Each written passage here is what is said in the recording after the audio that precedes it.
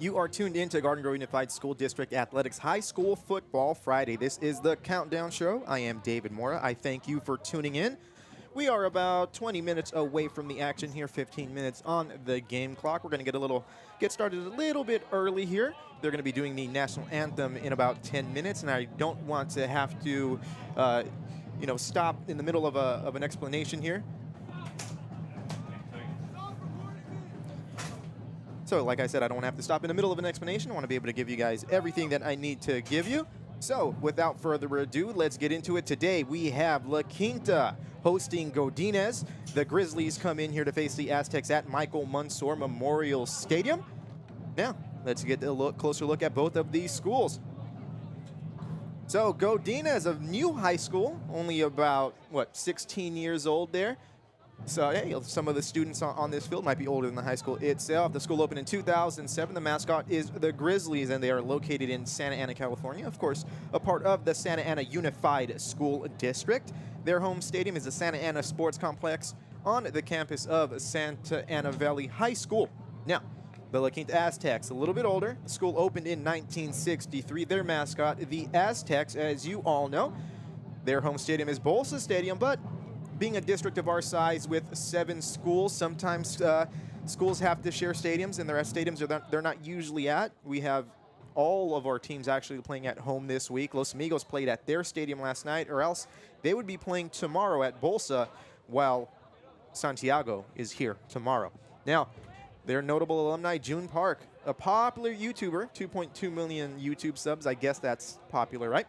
Probably not in the grand scheme of things, but still popular nonetheless. Also, a bunch of MLB players, including Ian Kennedy, Ian Stewart, Bobby Crosby, and the Laird brothers. That's Gerald and Brandon. Now, let's take a closer look here at La Quinta. They are led by head coach James Stewart. Last year, not the best of seasons. They went 2-8 in the Garden Grove League. They went 2-8, 1-4 in the Garden Grove League, but that one win, a big one against Rancho Alamitos. Rancho Alamitos went on to win their 5th league championship in a row. They could have went undefeated if it were not for that one blemish on their record, thanks to these Aztecs that you will be seeing here tonight. In total, they have won 8 titles. They've spent almost all of their time in the Garden Grove League, so they've won 8 of those titles in the Garden Grove League. Their last playoff appearance was 2017. And they've made 2 CIF championship game appearances, one in 1985 and the other in 1989, but unfortunately have not been able to bring home a CIF championship. Now, this La Quinta team is 0-1 on the young season. Last week, they faced a tough Inglewood squad and took the L on that one, 36-13, but they're looking to bounce back here tonight, as you see on the schedule, against Godinez. Next week, they will host Saddleback at their real home stadium. Then they visit Costa Mesa Estancia and start league play against Los Amigos right here at Michael Mansour Stadium before going back home to take on Loera, then coming back here to face Santiago before going back home to host Rancho and then visit Bolsa, both at Bolsa Stadium. What about the Godinez Grizzlies? Their head coach, Aaron Kay, their 2022 record 1-9. That's 0-3 in league for a 4th place finish in the Pac-4. The Pac-4 is the companion league to the Big Four, which Garden Grove is a part of. The Pac-4 is the lower tier team, the lower tier league in that Golden West Conference. Now, Godinez, a young school, but 2 league titles. They won back-to-back league championships in 2016 and 2017. Being young, they don't have CIF game appearances and no championships. They, however, are 1-0 on this young season. Last week, defeating district rival Saddleback 29-8. Of course, they're here tonight against La Quinta before they go and visit Magnolia, or they host Magnolia. Then they visit Santa Ana Valley. They play Rancho. Century visit John Glenn, and then they start their league play a little bit later than most leagues. There's only 3 league games that they have, and they're going to be playing Western, Laguna Beach, who is a defending CIF champion, and they'll end that off with a trip to Ocean View. Now, I told you we had a very busy week across the district. Last night we had a few games. Beckman, that score should say 62, defeated Bolsa 62-0. Los Amigos in a very thrilling finish over at their new on-campus stadium. 28-27 in that game. Los Amigos converting a 2-point conversion with less than a minute or so to go as they take that victory 28-27 and sealing it with an interception. And then here last night, if you were tuning in, very old school matchup, Garden Grove League retro matchup there. Garden Grove defeated Pacifica 19-14 in an exciting game. Pacifica almost pulled it out, but ran out of time. Now tonight at Bolsa Grande Stadium, Rancho is hosting La Sierra of Riverside. And like I said, tomorrow we have a game at Bolsa Stadium. Actually, a game here. I believe they moved it to here when Los Amigos moved their game. And it's going to be Santiago hosting Westminster. Now, it says week 1, but in football there is such thing called week 0. And last week we had 5 of our teams have a week 0 game. Bolsa Grande defeated Savannah 27-21, and you saw that live with me on the call right here on Garden Grove Unified School District Athletics High School Football Friday. Santiago defeated Anaheim 22-20. Pacifica faced a very good Orange team and lost 45-15. Garden Grove could not pull out the victory over Bellflower and lost 27-22. And of course, we mentioned La Quinta losing to Linwood earlier. Now, with that being said, we're about 9 minutes or so away from game time. We're going to have the national anthem for you in just a little bit. Once again, I am David Mora. You are tuned into Garden Grove Unified School District Athletics High School Football Friday. I am happy that you are here with me. Just to give you a little idea of what you're going to get here, we bring in a little bit of facts and figures, a little bit of throwback things that you might learn tonight, or maybe you already know. We try to bring you a little bit of lighthearted comedy. It is just me up here so far. We might have a student run the camera, but if not, then I'll be on camera, on play-by-play, and on graphics here, as well as setting up and breaking things down. So we're going to relax a little bit until they start this national anthem. Once again, I thank you for tuning in, and I'll be right back with you in a little bit right here on High School Football Friday on Garden Grove Unified School District Athletics YouTube.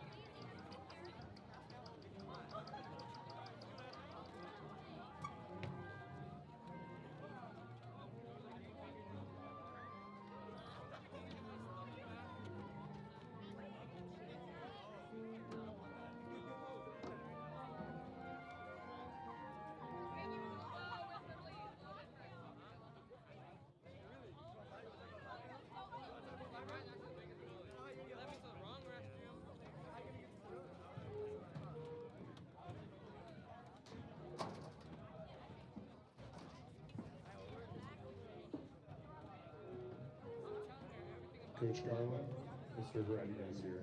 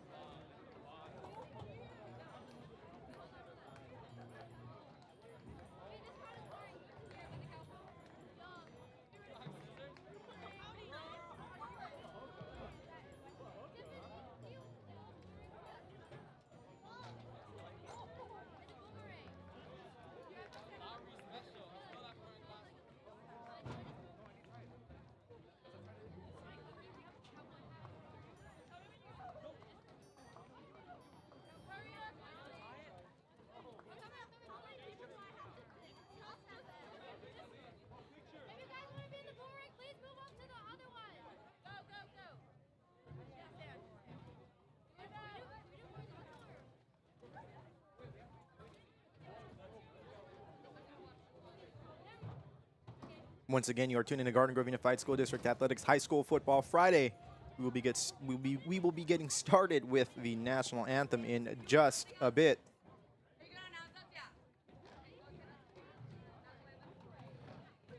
Ladies and gentlemen, we would like to welcome everyone here to the game tonight between Godinez High School and La Quinta Aztecs. We would like everyone to please rise, and gentlemen, take off your hats for the national anthem played by La Quinta's marching band.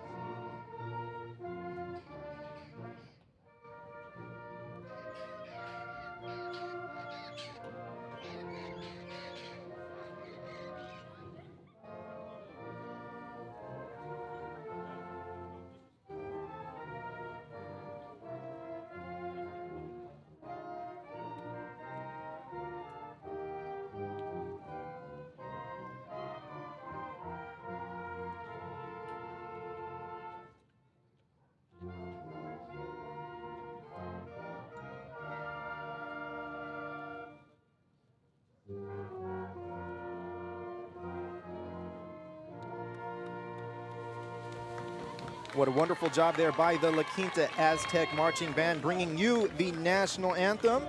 I'm happy to say that I've got a camera operator here with me. I want to thank Christian for taking some time out to help me out here. Right now we have the Aztec captains walking out onto the field along with the Godinez captains. So captains for La Quinta are John Tong, number 10, number 71, Lock Doe, number 4, Alex Tran, number 61, Alex Din, and for Godinez, number 12, Kevin Contreras, and number 24, Yahir Ramirez.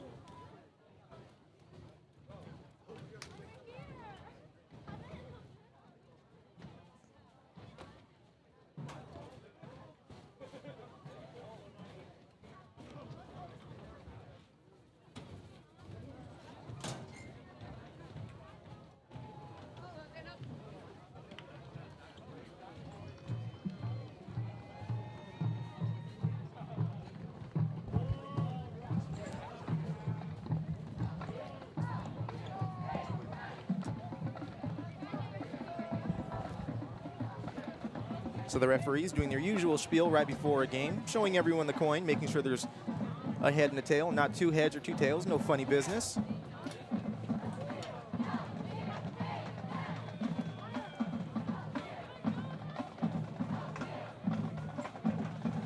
Again, thank you for tuning in to Garden Grove Unified School District Athletics High School Football Friday. I am David Mora, bringing you the action here on our YouTube channel. And if you haven't subscribed, please feel free to hit that subscribe button, and also share this out to anyone that you may know, friends, family, co-workers, neighbors, the mailman, the cable guy, whoever, it doesn't matter. We welcome all viewers. And just as a reminder, once this is over, you can go back and watch the game over and over again, as it will live on our YouTube forever and ever. Here we go as we're waiting for the coin flip. Oh, it looks like it happened already. La Quinta will be defending the... Oh no, La Quinta has elected to receive. Godinez will be defending the west end zone, forcing La Quinta to drive into the sun. In just a little bit, you're going to see one of the best sunsets, or the best settings for a sunset. Beautiful stadium here. The backdrop is just awesome.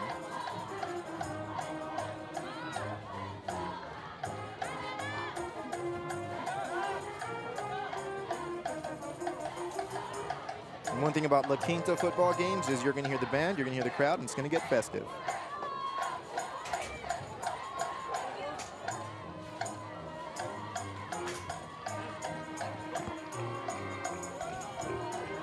So Godinez will be kicking the ball off. La Quinta just ran onto the field.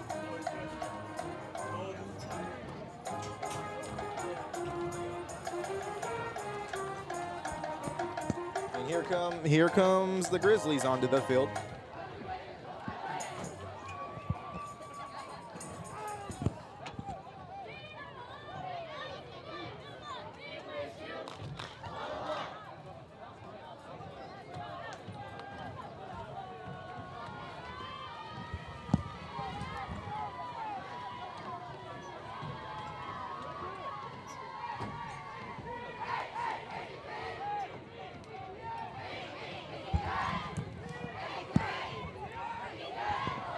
So let's see if this La Quinta offense can get something started here on their first drive. Start this game out on a high note.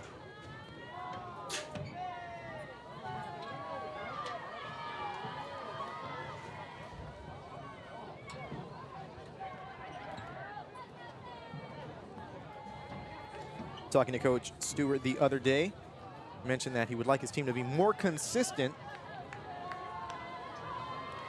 which is always a good thing.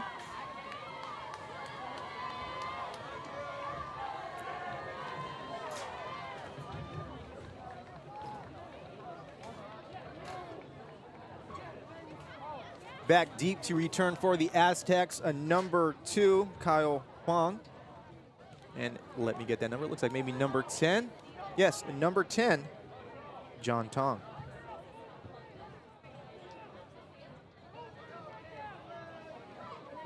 Kicking off for the Grizzlies, it looks like number 81, Ethan Barrera.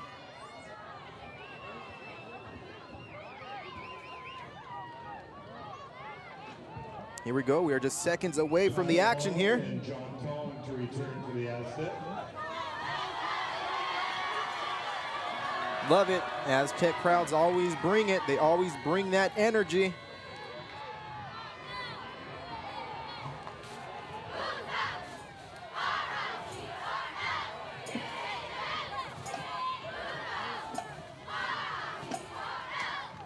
And I just have to say this, there's no better day than game day. And we are glad that you are here with us. Now here we go for the kickoff. Kick is going to be received at about the 7-yard line by Kevin Huang, who takes it to the left side, gets to the 25, maybe the 22-yard line before he's pulled down by number 21, Alexis Jimenez. It's going to be 1st and 10 for the Aztecs.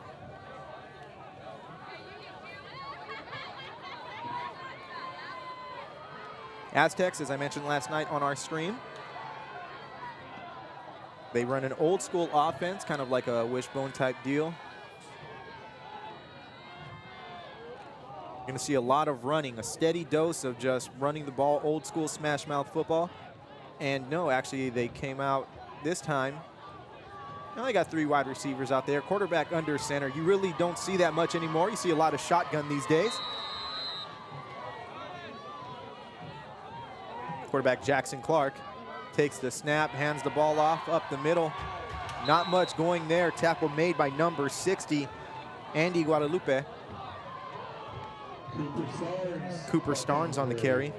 1-yard gain. Calling it a 1-yard gain on the play. That brings up 2nd down for the Aztecs.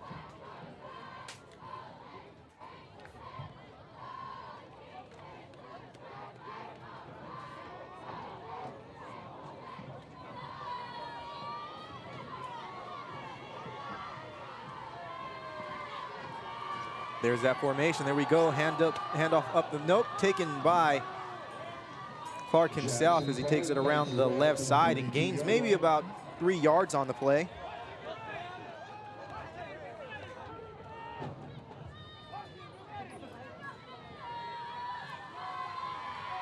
So LQ not really getting much breathing room here.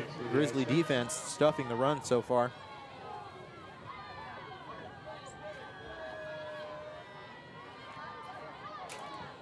So I try to take as much information down as far as stats and drives go, but as the game goes along, it gets a little hard to keep track. I'm not going to lie, there's no statistician up here with me, so we'll give you what we can.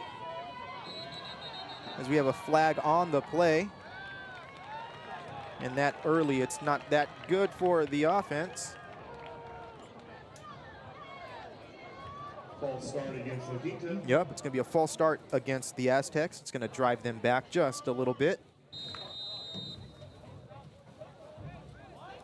Brings up now 3rd and 11.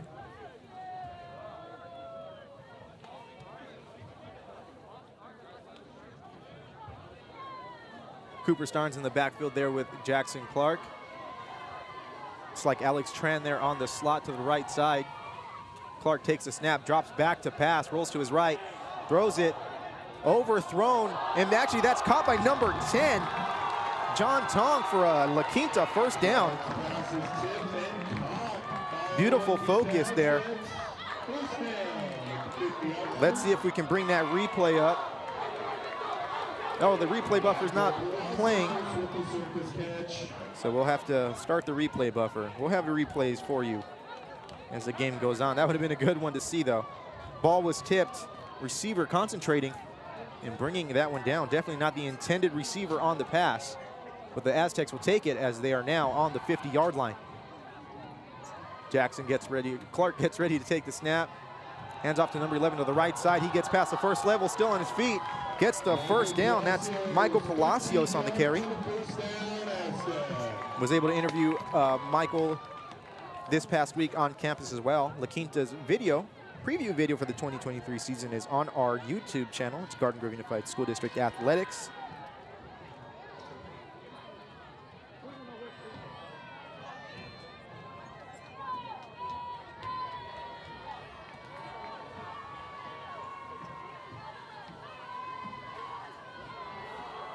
Clark getting ready to take the snap here. Oh, had some movement there. Not sure who it was on. It looks like Godinez may have jumped off sides, and they did. So the Aztecs are going to get some free yards here. First down and 5.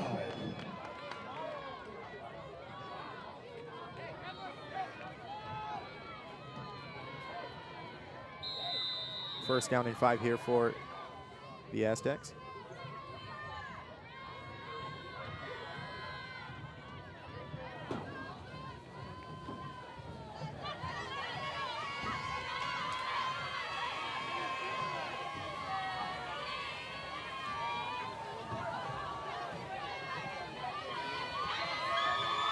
Aztecs now getting ready to run this play. They are on the right side of the 50 in Grizzly territory.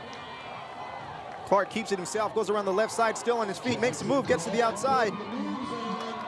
He's going to pick up the first down. 10-yard run there by Jackson Clark, and the Aztecs rolling right now early in this game. Not a bad first drive to have. This crowd is loving what they are seeing so far.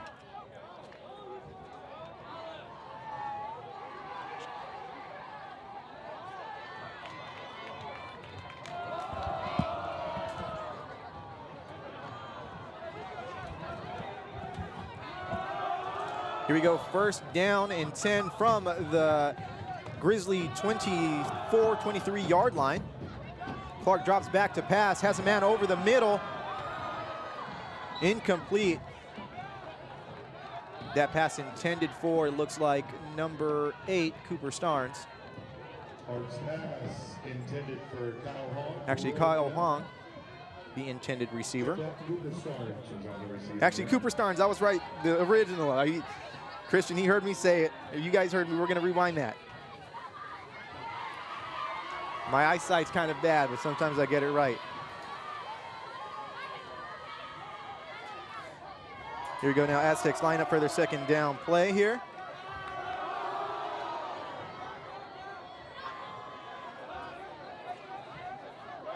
Clark hands the ball off to Cooper Starnes. He takes it around the left side and gets about 5 or 6 yards on the play. It's going to bring up third down here for the Aztecs. So like I said, you're going to see a steady dose of run game here, but the Aztecs can get tricky through the air too.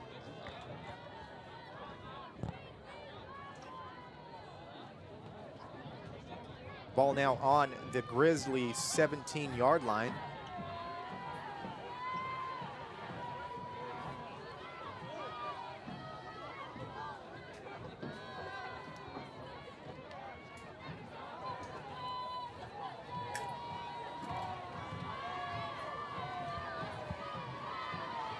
Here we go as Clark gets under center, gets ready to snap the ball. Drops back to pass. Actually, he's got some pressure right away. Gets away from it. Still on his feet around the left side. Gets a beautiful block by number 71. Flag on the play, though. There is no way they're going to call that a flag on La Quinta. That was a beautiful block.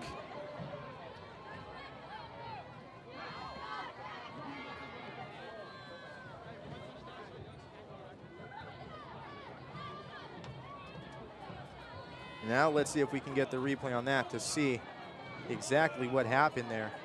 It looked like he blocked him from the side. It was not a blind side. You know,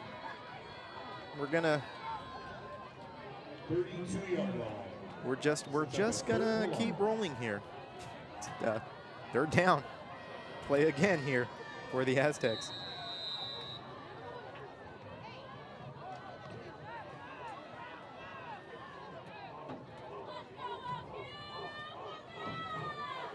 Try to keep it subjective up here, but sometimes the best way to keep it subjective is just to not say anything at all. So here we go, third down for the Aztecs. Call it third and about 17 or so. 19, third and 19. Clark under center, gets ready to take the snap. That's gonna be free yards for the Aztecs as the Grizzlies jump off sides there. Offsides on Godinez.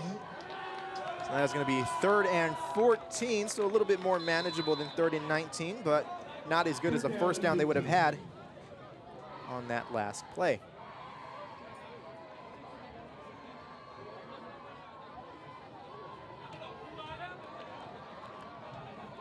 Clark showing that he can get it done with his feet as we have a timeout, La Quinta. So the Aztecs taking their first time out of the first quarter, or of the first half here. We have about 6 minutes and 16 seconds left to go. You are tuning in to Garden Grove Unified School District Athletics High School Football Friday. David Maury here bringing you the action. Game 2 of our doubleheader this week. Next week, I'm gonna do it again. Call me crazy if you will, but we're trying to cover all of our teams in the span of 3 weeks. Next week, we will be covering Santiago against Savannah and Rancho. And I can't remember who Rancho is playing next week, but we will be covering them, whoever that may be. We'll have another doubleheader, and I believe we'll be here next week one more time. And then we will cover Los Amigos in 2 weeks. And then after that, it's going to be a true game of the week. We're going to pick our matchups week by week. It'll be either an intriguing matchup, a rivalry game, a matchup that looks good, maybe something that's going to have playoff implications, first place on the line, things like that. Aztecs coming back out of the timeout. 3rd and 14 here. Clark under center.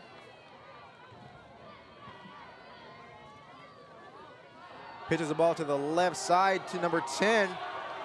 John Tong, and he's going to get a nice chunk of yards there, but short of the first down. Picks up about 10 yards on the play. 10-yard gain. It's going to be 4th down and 3. Now, this is 4-down territory. Can't blame Coach Stewart if he's going to go for it here. We mention this every game, and not to beat a dead horse, but high schools sometimes don't have kickers who have the boot to get a kick in from that distance. Of course, Savannah did last week, and quite to the surprise, the kicker did make it. Clark gets the snap, pitches it out to the left side, again to John Tong.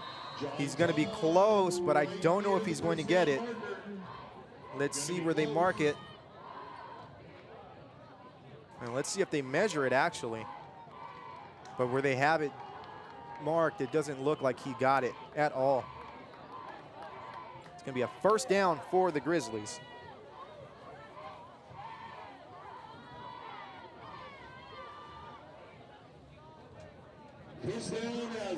First down Aztecs. I guess I was looking at a bad vantage point. But you know what? It happens. We'll take it. That's what we want, right, Christian? We want 1st down Aztecs. There we go. There we go. The Aztec drive continues here deep in Grizzly territory. Ball now on the 13-yard line.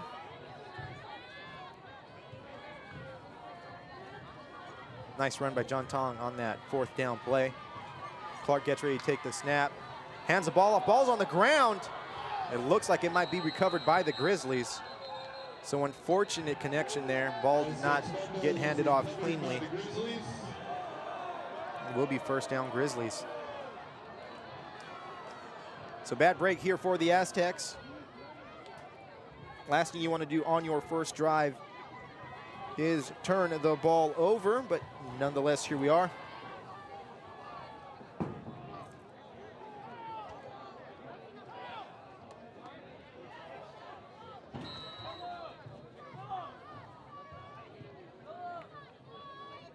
Aztec crowd out here having a Western theme.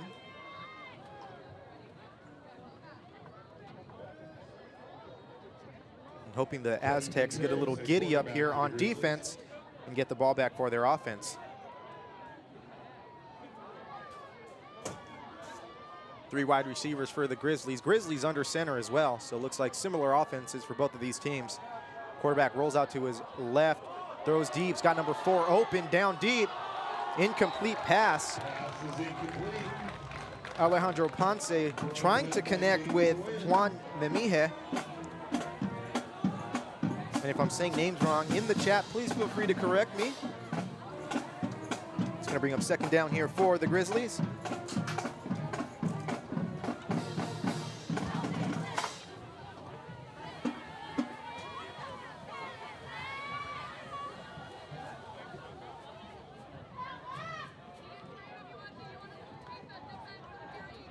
Actually, that was Kevin Contreras, the QB, on the pass. Contreras under center. Hands the ball off to number 24, who goes around the right side, gets some yards, breaks through to the 2nd level of that Aztec defense. And that's Yahir Ramirez with a gain of about 13 yards on the play, and that's going to bring up a 1st down for the Grizzlies.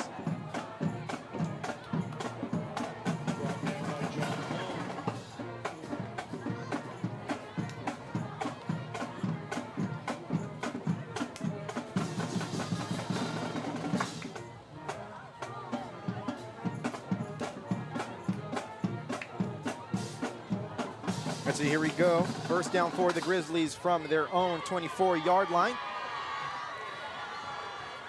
Got 2 wide receivers. Contreras getting ready to take the snap. A lot of motion here by the Grizzlies. He keeps the ball to the left side, pitches it. Nice option play to number 24. He's got the 1st down. Looks like another gain of 12 there for Yahir Ramirez. It was a nice little option play there. This Grizzly offense with a lot of movement before the play, doing a good job of keeping the Aztecs kind of maybe off balance there. That option play just worked beautifully. Love seeing old school football with a lot of running, a lot of option plays. It's not bad when they air it out, but it's good to see some of the classic formations being brought out.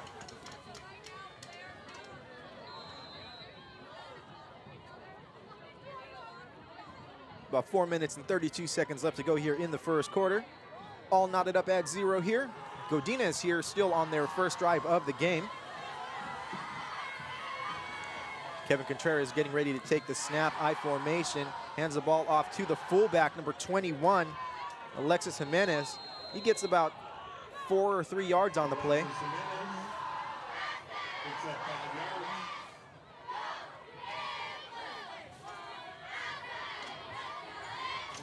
PA guy calls it 5 yards. It's more 4. We'll say 2nd down and 6 here. Probably like 4 and a quarter, we'll call it. 4 1/4 yards. I formation for the Grizzlies one more time. Contreras getting ready to be, pitches the ball to Yahir. Yahir takes it around the right side, and we've got a flag on the play. Maybe a gain of 2.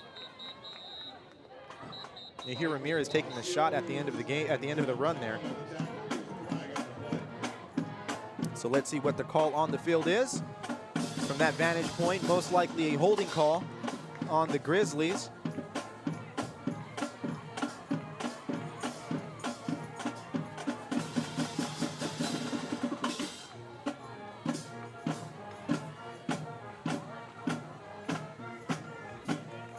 as we wait patiently here. I keep telling myself I need to load up the Jeopardy music every time we have a referee conference. These guys must all be the best of friends because every game it seems like they're just powwowing for quite a while. Perhaps making dinner plans for after the game.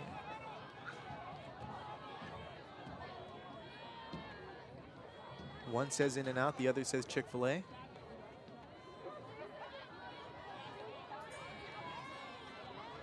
And now they remember they have a fourth guy in the crew.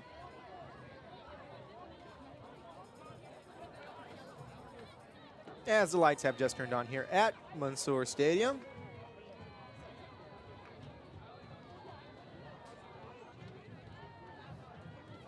Still some more conferencing. That referee probably not a fan of either Chick-fil-A or In and Out. All right, now, you know, the penalty is on the Grizzlies. It's going to be a replay of second down as that backs them back further into, or backs them up into their own territory. Actually, penalties on both teams.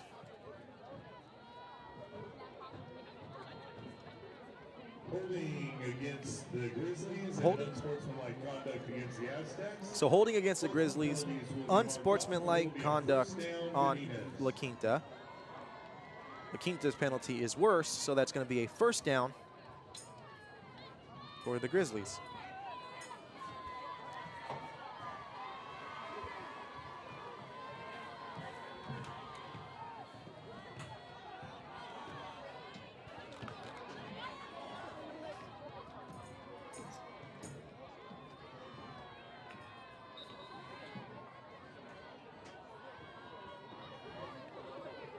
Referee's still trying to sort things out here. It's early in the season. We're going to cut them some slack. I always say that the first 9 weeks of the season, I'm trying to work out the kinks here. Weeks 8, weeks 9 and 10, you're probably going to get the best you're going to get. And then, of course, we can't broadcast the playoffs, so we end on a very good note.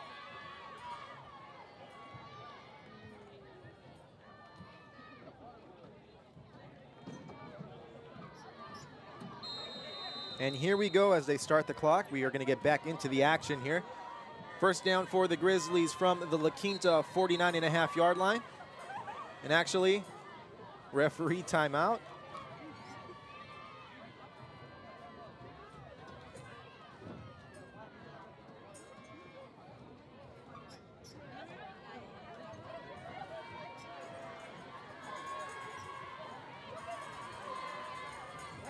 Okay. We're back to the action again. First down, Godinez from the La Quinta 44-yard line. Contreras gets ready to take the snap. Oh, it's over his head. That's a loose ball there. He's going to fall on it, but not before losing a ton of yards. Loss of about 17 yards on the play. They're calling it a loss of 15. Second down and 25. Actually, that's more like 16, 17 if I'm looking at the yard markers here. You can see from the 40 to the 40 there, or from the 40 to the 35, that's 15 yards. The line to gain is the 34, and the ball is on the 39. So yeah, it's a little bit more.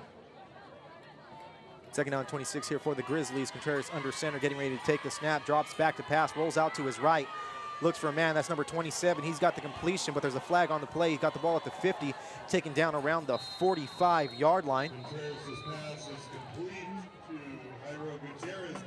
Jairo Gutierrez on the reception and run after catch. That would have been a gain of about 10 yards, 11 yards. Actually, no, a gain of about 15 yards. Would almost get them back to the original line of scrimmage, but with the flag here, they could be dropped back even more. And that's going to be offensive pass interference. So that's coming back. And Godinez marching further back into their own territory, helping out this La Quinta defense. That's going to bring up a second and And I think that's a spot foul. So we'll see where they mark it. I think they mark it from the spot of the foul. At least Godinez better hope they do. And no, they're marking it from the line of scrimmage. That's going to be a second in what I call Raiders. It's a lot of yards there. Second and 40. Second down and 40 yards to go.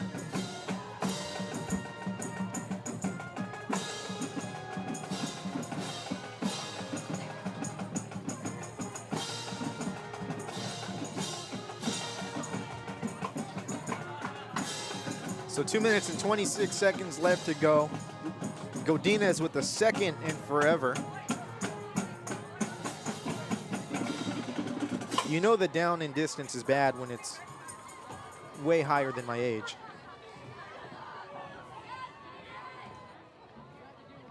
Almost guaranteed to be a passing situation here for Godinez. As the referees once again trying to figure out all of the logistics. So the ball is going to be marked at the 21-yard line. To get the first down, Godinez has to get all the way to the 36. Not 15 yards away, but 40 yards away. Here we go as they get ready to run this second down play. One more time.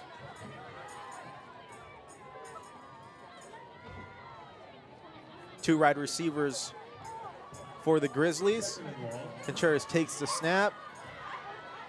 Drops back to pass, looks to his left side, releases that ball. It's going to be caught. Flag on the play. That one most likely going to go against the Aztecs. That's number 27. Jairo Gutierrez on the catch. As we await the call on the field. But that deep most likely going to be on the defense.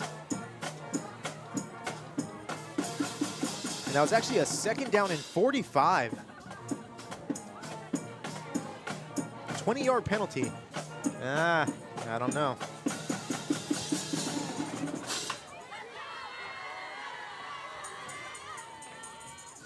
Referees now calling Coach Stewart over to talk it over.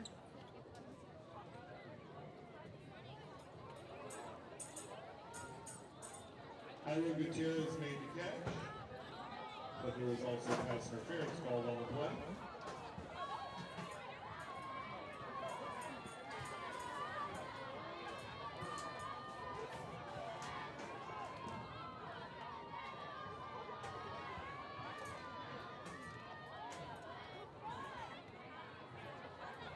So the Grizzlies going to get a few more extra yards added on to that passing catch.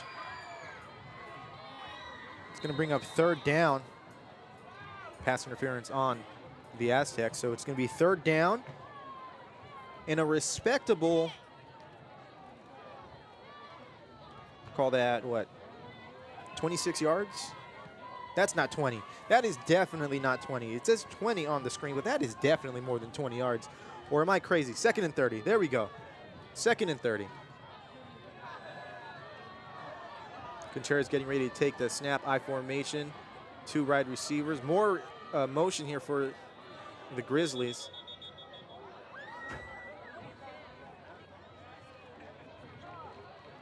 And it's going to be offsides on the Aztecs.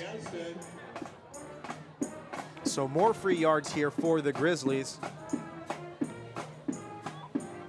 So it's been second down now for about 3 plays in a row. We've had 3 consecutive penalties.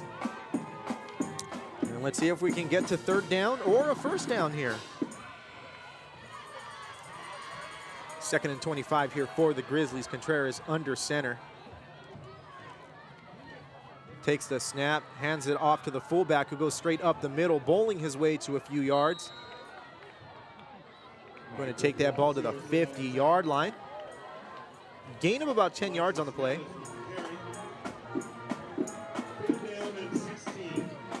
Nine-yard gain, they're calling it. Finally, third down here. Third down and 16 for the Grizzlies as they're inching closer to Aztec territory.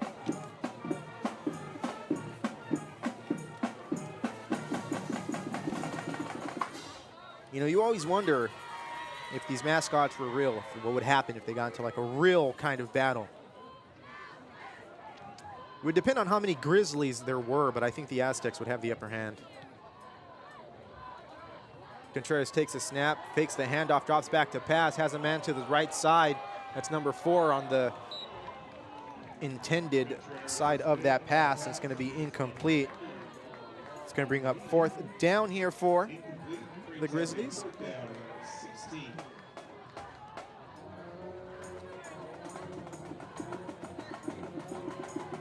Not 4 down territory, so it looks like the punt team is going to come out onto the field. And after a very long time, the Grizzlies will be giving the ball back to the Aztecs. They had the ball for the majority of this first quarter here.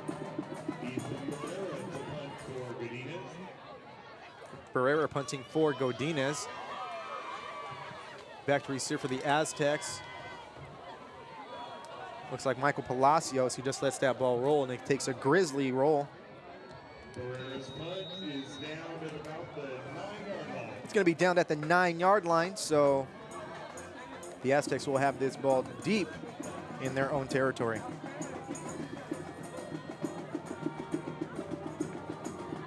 You are tuned into Garden Grove Unified School District Athletics High School Football Friday. David Mora on the call for you here.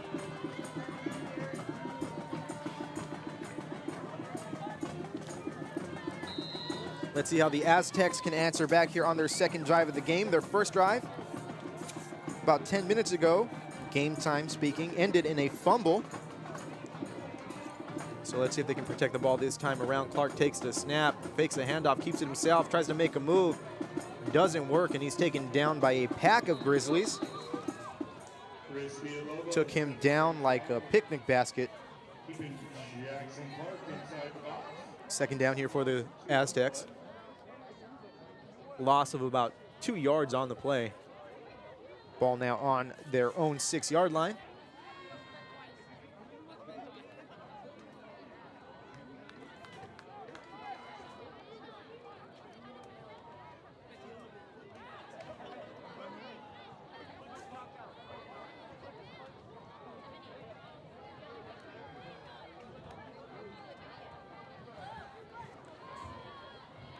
Clark understanding takes the snap, hands the ball off, ball going to the left side. We'll get a number for you as soon as I have one. Looks like that's number 4. Alex Tran.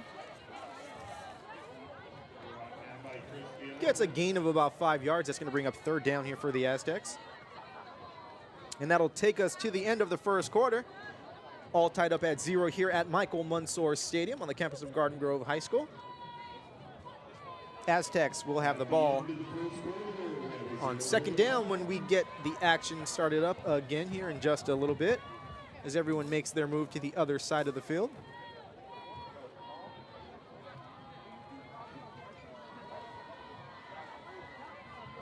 Like I said, Aztecs' first drive ended in a fumble. Looking to make something happen here on this drive. Now, once again, I ask you if you can, if you want, if you are enjoying the show here tonight, feel free to share out this link to everyone that you know. They can watch at home, they can watch in the car, of course, from the passenger seat or from the back seat. No driving and watching YouTube. I do not encourage it. If you're here at the stadium, if you know people at the game, feel free to send them the link. That way they can actually see what's going on and then hear about the referees making long plans, or the referees talking for a long time and making plans for after the game to go eat. So here we go, Aztecs getting ready to run this 3rd down play. Ball at their own, it looks like, 9-yard line. They are now heading to the east. Grizzlies heading towards the west now. 3 wide receivers out here for the Aztecs. Starnes in the backfield there with Clark. Clark gets ready to take the snap. Drops back to pass, looks to his right side, unloads, has number 2, and that's going to be a completion. Kyle Hong on the catch. He's going to get a gain of maybe 6 yards, but that's going to bring up a 4th down here. 5 yards, comes up a few yards short. 4th down here for the Aztecs, who are going to have to punt the ball one more time. Well, who are going to have to punt the ball for the first time here tonight. So this drive a little bit better than the first one. At least they held on to the ball.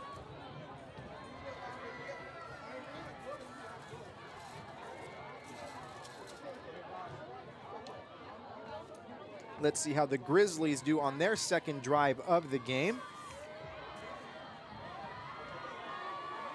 This punt is going to be fielded by number 4, taken around the right side, still on his feet, flag on the play, still on his feet to the left side, on his feet. No, he gets ate up by the turf monster.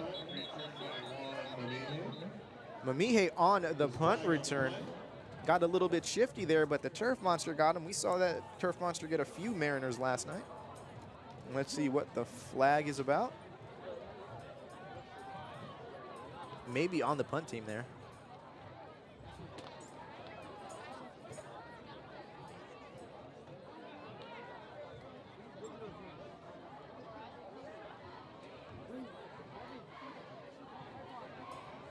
And that will be on the punt team. That's going to be an illegal block. So Godinez would have had a nice start there in Aztec territory, but that penalty driving them back to their own 39-yard line. So they would have had the ball at about the Aztec 40, but instead they're at their own 39-yard line. So let's see what they can do here on their second drive of the game.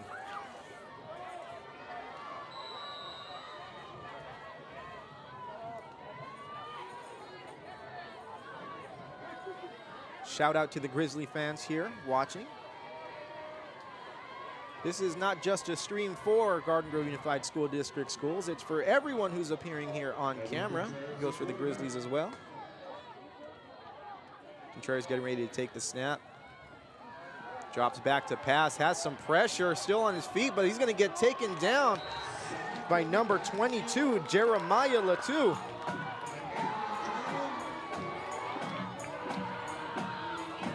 Andrew German on the tackle as well, so that's going to push the Grizzlies further back into their own territory. The Aztec defense coming out ready on this drive, perhaps settling in a little bit. Both teams just really have to keep the penalties in check. They got to stay in this game mentally and not let those get out of hand. Last night we saw a lot of penalties between Pacifica and Garden Grove. Contreras getting ready to take the snap. Hands the ball off to Ramirez. Ramirez still on his feet. Hard guy to take down. He gets a gain of maybe 3 yards on the play. It's going to bring up 3rd down.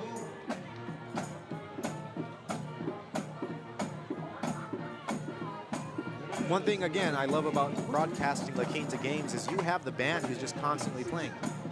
The band is playing more than I'm talking, and I'm doing a considerable amount of talking here, trying to fill the dead air, trying to make sure that you are all hearing something at least part of the way, but the band is doing a way better job of making noise tonight here and keeping it up than I am. As the Aztec student section is getting a little worked up here.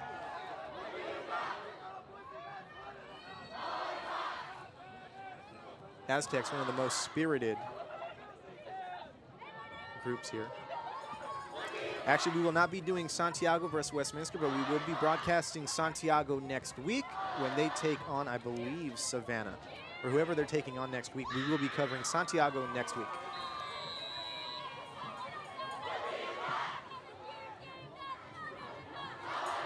We go 3rd down and about 16 yards here for the Grizzlies. Got to get to their own 49 to get the 1st down. Got 3 wide receivers spread out. Contreras getting ready to take the snap. Drops back to pass. Immediately taken down. Brought down by number 58, Eduardo Munoz. That's a 4th down for the Grizzlies. So the La Quinta defense coming up really big here and stopping this Grizzly offense on their 2nd drive. But looks like there's some laundry on the field. Let's see what the call is.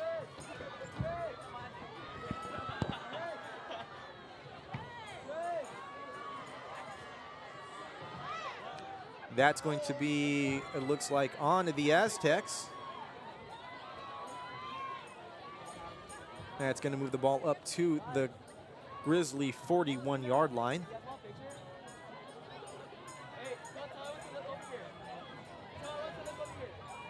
And it's going to be a replay of 4th down.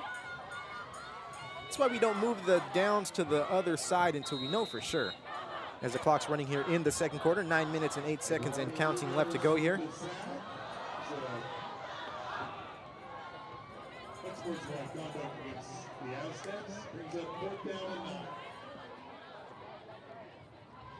Or it wasn't replay of 4th down, it was 4th down. So here we go, that punt almost blocked. Gets it away, it bounces at the 30 and takes an Aztec bounce almost immediately to the right.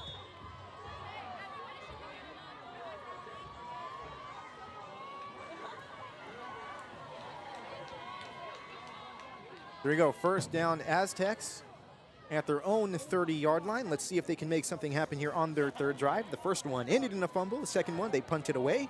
The third one could be the charm. Let's see if they can get this ball into the end zone and get some points here. Still early in this ball game, 0-0. You're tuned in to Garden Grove Unified School District Athletics High School Football Friday. I am David Mora bringing you the action, as we do every week here in football season. Last year, over 11 weeks, we broadcast, I believe, 14 games. This year, the first 3 weeks, we're going to bring you 6 games. For the first 3 weeks, 5 games. Here we go, nice run by the Aztecs. That looks like number 10, well, it's number 11, Andrew Palacios, or Michael Palacios on the carry, 16 yards. It's going to be 1st down Aztecs. Getting closer to Grizzly territory, so this is exactly what the Aztecs want to do. Move the ball. Keep 1st down on the yard marker if possible. Or on the down marker, not the yard marker. Clark under center. Gets ready to take the snap. Keeps it himself around the right side. Not much doing there. Gets maybe a gain of 1. Brought down by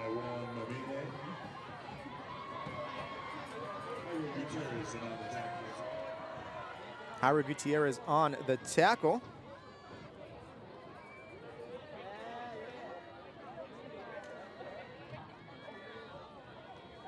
It's going to bring up 2nd down here for the Aztecs. Actually, going to bring up 3rd down here.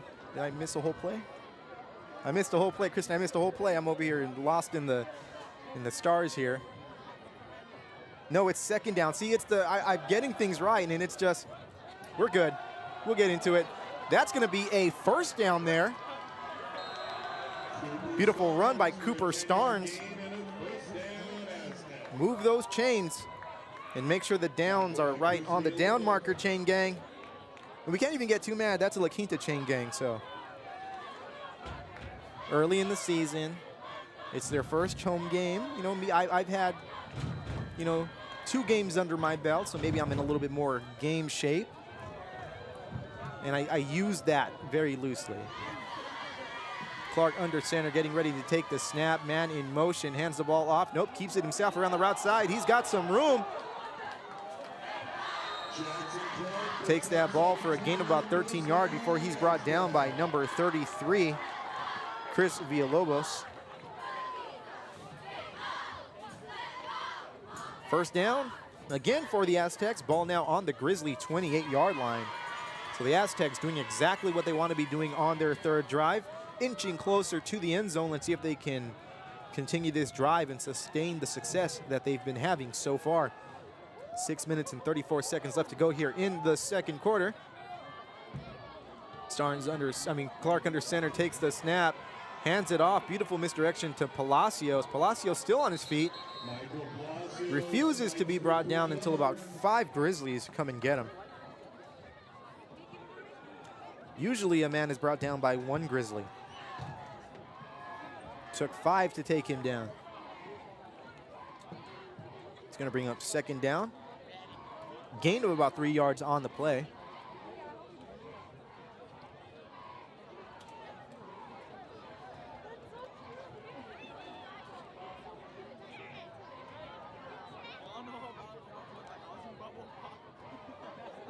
clock still running here. La Quinta games a lot quicker than most with all the running going on.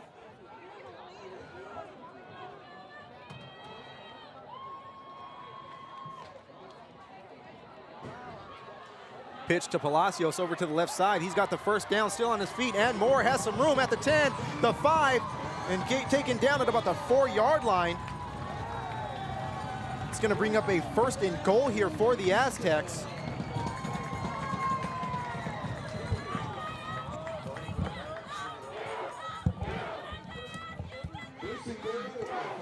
So here we go.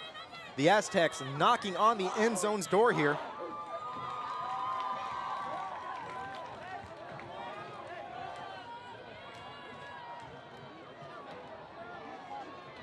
So let's see if they can punch it in from here 6 yards away. Actually, call it 3 yards away. Handoff to the right side. Stopped just short of the goal line. That was Michael Palacios on the carry, brings up 2nd and goal. But now 1 yard away here for the Aztecs. He's now inside the 1 yard line, so just a few inches separates the Aztecs from the first score of the night for either team.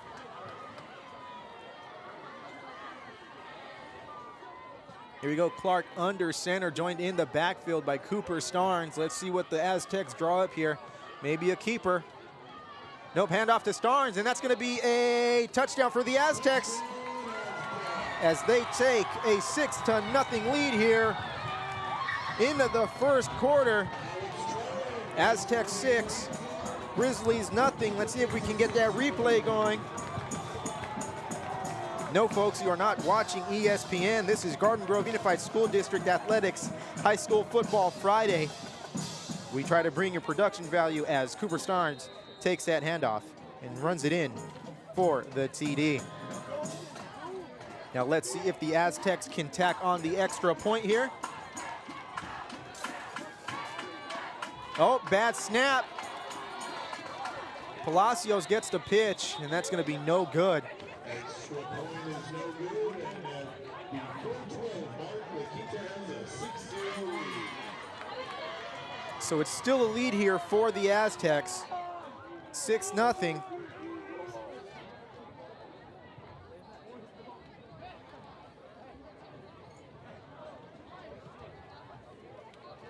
Aztecs finally getting on the board here. Like I said, the first drive was a fumble. Second drive was a punt, so they improved there. Maybe the fourth drive, they're going to get the TD and they're going to get the extra point. Let's see what the Grizzlies can do here on their third drive of the game.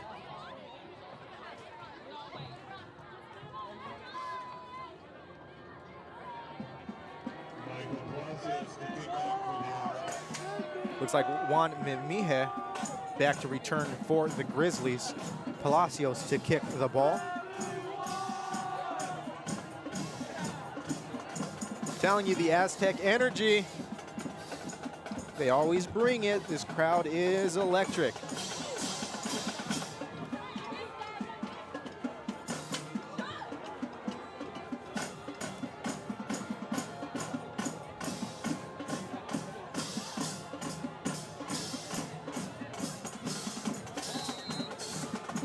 Here we go. Kick is off. It's going to be returned there by number 27, fielded at the 11-yard line. Takes it around the right side at the 25, at the 30, still on his feet at the 40, at the 45, still on his feet, puts a hit on the punter, gets brought down at the 50-yard line. Jairo Gutierrez with a beautiful return. About 39 yards on the play. It's going to be first down for the Grizzlies. And flag on the play. This would be a shame if it's brought back. That was a beautiful return. And it looks like it's going to be a block in the back on the Grizzlies. So a beautiful return negated there by the penalty. And again, instead of the Grizzlies starting with the ball in Aztec territory, they're going to be starting in their own territory thanks to a penalty. That's going to bring the ball back all the way to the 22-yard line.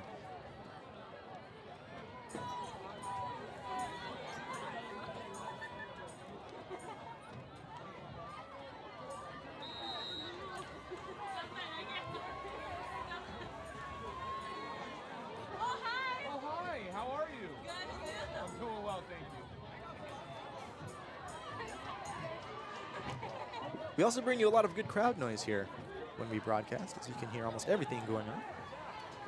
We don't have those fancy ESPN, CBS, NFL microphones that just dial in on field action. Grizzlies with a snap, handoff to the right side, number 24, Ramirez. Gets maybe a gain of about 3 yards to bring up second down.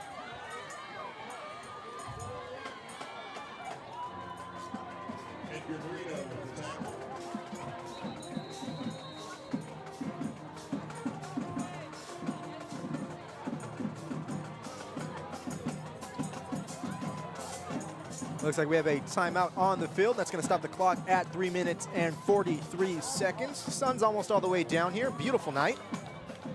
Not too hot in the press box. A lot cooler outside. You can feel the air just kind of flowing through.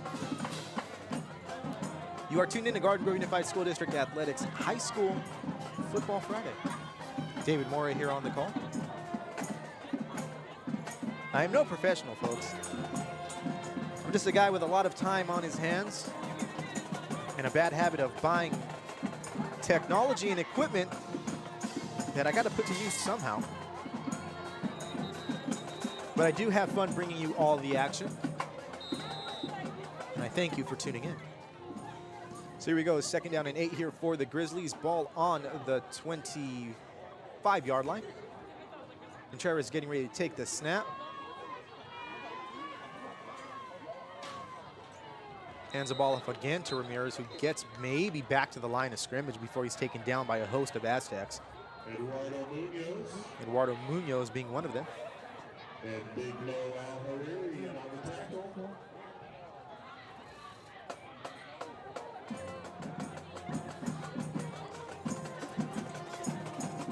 Aztec defense settling in here nicely in the second quarter, taking care of business. Aside from that one penalty on the last drive, doing a very good job. Coach Stewart has to be happy so far with their performance here in the first half, shutting down the Grizzlies so far. Contreras hands the ball off one more time to Ramirez to the right side. Maybe going to get 4 yards on the play.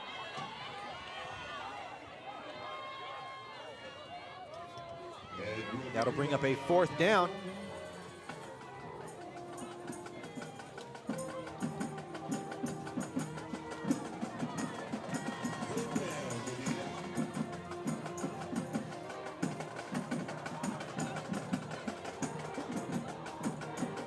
There you go, 4th down. Punter is most likely coming onto the field.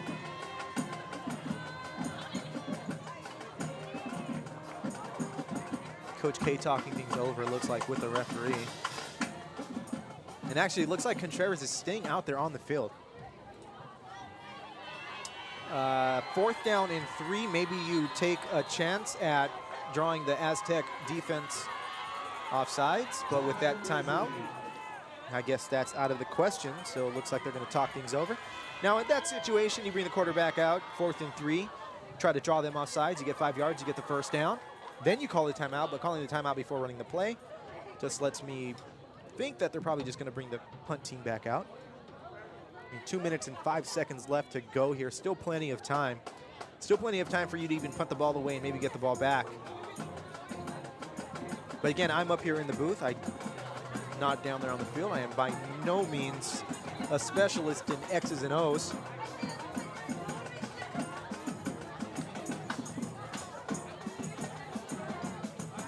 Nothing lead here for the Aztecs. Plenty of ball game left to be played. 2 minutes left to go in the first half here at Michael Mansour Memorial Stadium.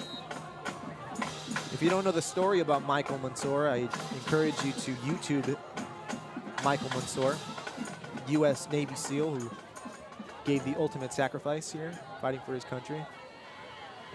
You know, saved a bunch of his own men by diving on an explosive. This field is a beautiful dedication to him, to a beautiful human being.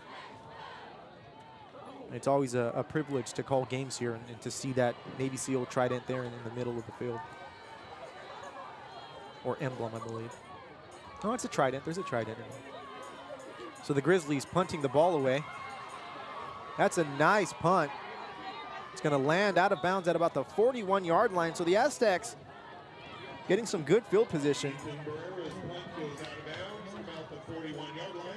So the Aztecs are going to be 61 yards away from the end zone with 1 minute and 58 seconds left to go here in the second quarter. They would love nothing more than to add to this lead, maybe get that 2-point conversion to make it a 2-score game going into halftime. Now, I'm not sure what's coming up at halftime here tonight, but last night, wonderful halftime show. At the end of the halftime show, there was a surprise proposal. So go to our YouTube channel, GGUSD Athletics, and look for the Garden Grove Pacifica game. Watch the game, you know, feel free to watch the first 2 quarters and take a look at that proposal, that marriage proposal there at halftime.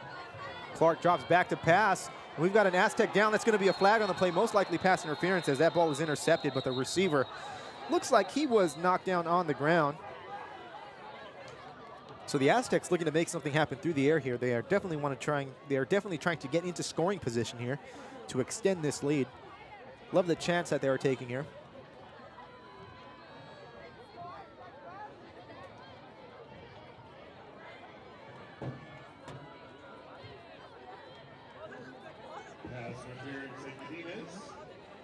So Godinez pass interference. First down for the Aztecs. They're going to have to move this ball, I'm sure. There's no way that's a 3-yard penalty. And that's going to be from the line of scrimmage.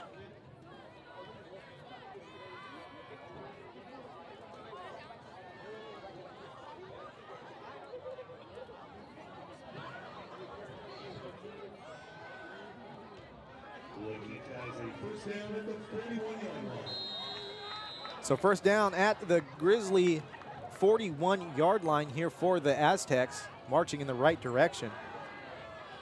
Clark fakes the handoff, rolls out to his right, looking to pass, throws it. That's going to be caught. Flags on the play. Caught by Cooper Starnes, still on his feet at the 20. Makes a move to get inside. Brought down about the 22-yard line, but there is a flag on the play. Let's see what the call is. Again, the flags, those mental mistakes here. So far hurting the Grizzlies a little bit more than the Aztecs, but not this time, as that's going to be on the Aztecs, and that's going to be brought back, and the Aztecs are going to go right back to the 49-yard line, their own 49-yard line, that is. We're going to replay first down. Or is that 15? That's 15 yards, so it's going to be taken all the way back to the 44-yard line. Clock at 1:33. Let's see if the Aztecs still continue to try and pass or if they just run the clock out here in the first half as they are moved deeper back into their own territory. But a nice pass there by Clark and a nice run by Starnes, just taken away. Clark pitches it out to, it looks like Alex Tran there, number 4. He's still on his feet. Alex Tran gets outside, gets out of bounds. He gets out of bounds. He's tackled by Chris Villalobos on the tackle. 1:06 left, but the clock is stopped because Tran did go out of bounds. It's going to bring up a second down, and it looks like 13 yards or 12 yards on the play.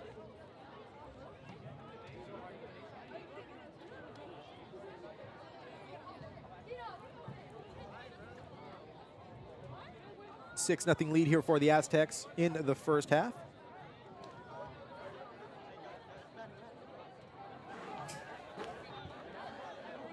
Clark under center, getting ready to take the snap here. Drops back to pass, rolls out to his right. Has Palacios at the looks like 36-yard line before he's brought down. Clock still running now, under a minute left to go. Both teams, all of their timeouts. At least that's what the scoreboard shows. Aztecs running up to the line. 3 wide receivers spread out here for Clark. Again, drops back to pass, looks to his right, then looks to his left, now rolls out, feels the pressure, lets that ball go. Dangerous throw, but caught by Tran at about the 21-yard line. So first down for the Aztecs.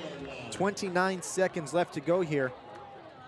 Clock is going to be running when they down this ball, when they set this ball here.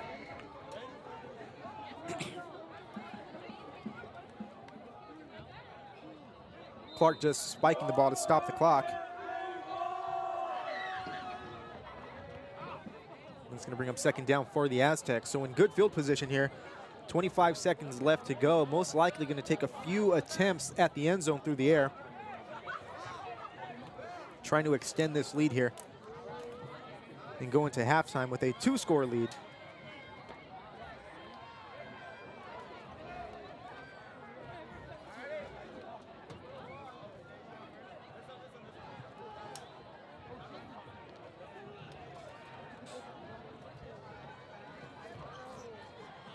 So here you go, Aztecs getting up to the line of scrimmage. 25 seconds left to go here. 2nd and 10 from the 21-yard line.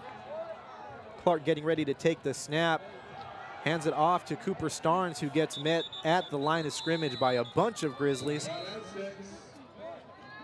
Aztecs going to use one of their timeouts here. Not sure if they were trying to catch them off guard, expecting the pass and trying to break through the line. But whatever it was, the Grizzlies sniffed it out, as they do. They can smell things from very far away.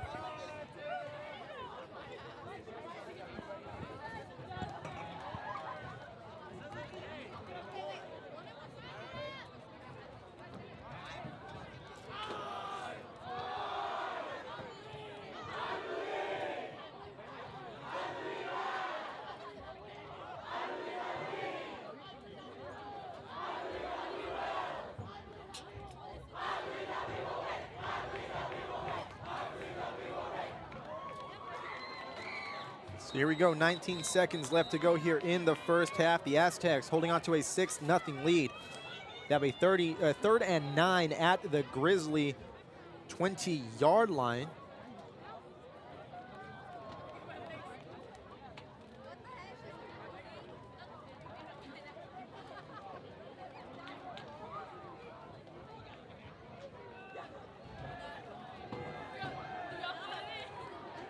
Here we go, Clark under center, getting ready to run this 3rd down play. This is 4th down territory this late in the half. Clark getting ready to take the snap, and that's going to be free yards here for the Aztecs. So look at that, 5 yards before the play was even attempted. It's going to take that ball to the 15-yard line, so even better field position here. Still 19 seconds left to go here. 3rd and 4 now for the Aztecs. So let's see if Clark can make something happen here. Drops back to pass, rolls out to his right, looking for a receiver. He's got one open. That's going to be caught. That's going to be taken inside the 10. That catch by Kyle Huang. 11 seconds left to go here. Actually, no, that's incomplete. Rewinds. That's going to bring up a 4th down here, 4th and 4 here for the Aztecs. So let's see what go. Oh, they're going to line up for a field goal. Maybe I might be able to use my rarely used field goal graphic here. So let's see if they can tack this in or tack on 3 points by making this field goal. This would be a 32-yarder here. Palacios getting ready to kick. Bad snap again, but he got it off. And the kick is good. There we go, the field goal Aztecs graphic being able to be used here. 9-0 Aztecs here in the second quarter. 6 seconds left to go.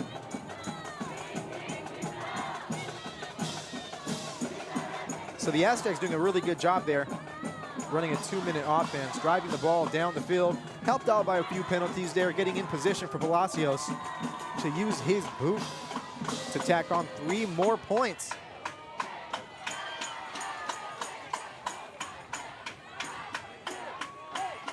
Palacios now getting ready to kick the ball off.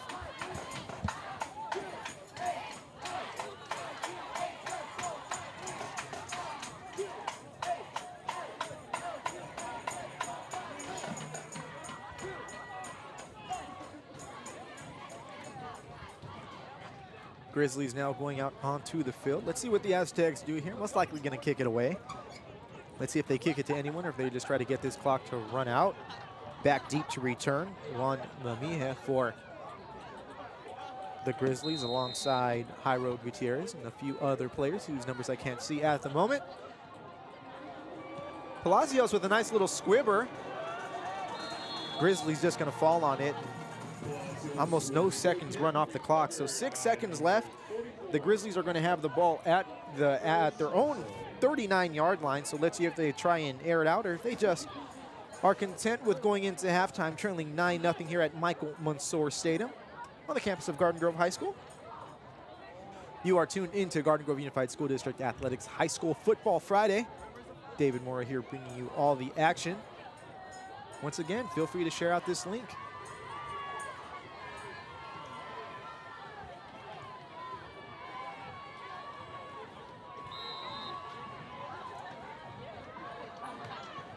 Now it looks like Grizzlies are in the kneel down formation. And that's going to do it for the first half here at Michael A. Mansour Memorial Stadium. The La Quinta Aztecs holding a 9-0 lead here over the Godinez Grizzlies. Not sure what we're going to do for halftime, if there's going to be a halftime show, but we will be taking some time off to catch our breath, to get a breather. And we will be back with you shortly here from Michael Mansour Memorial Stadium.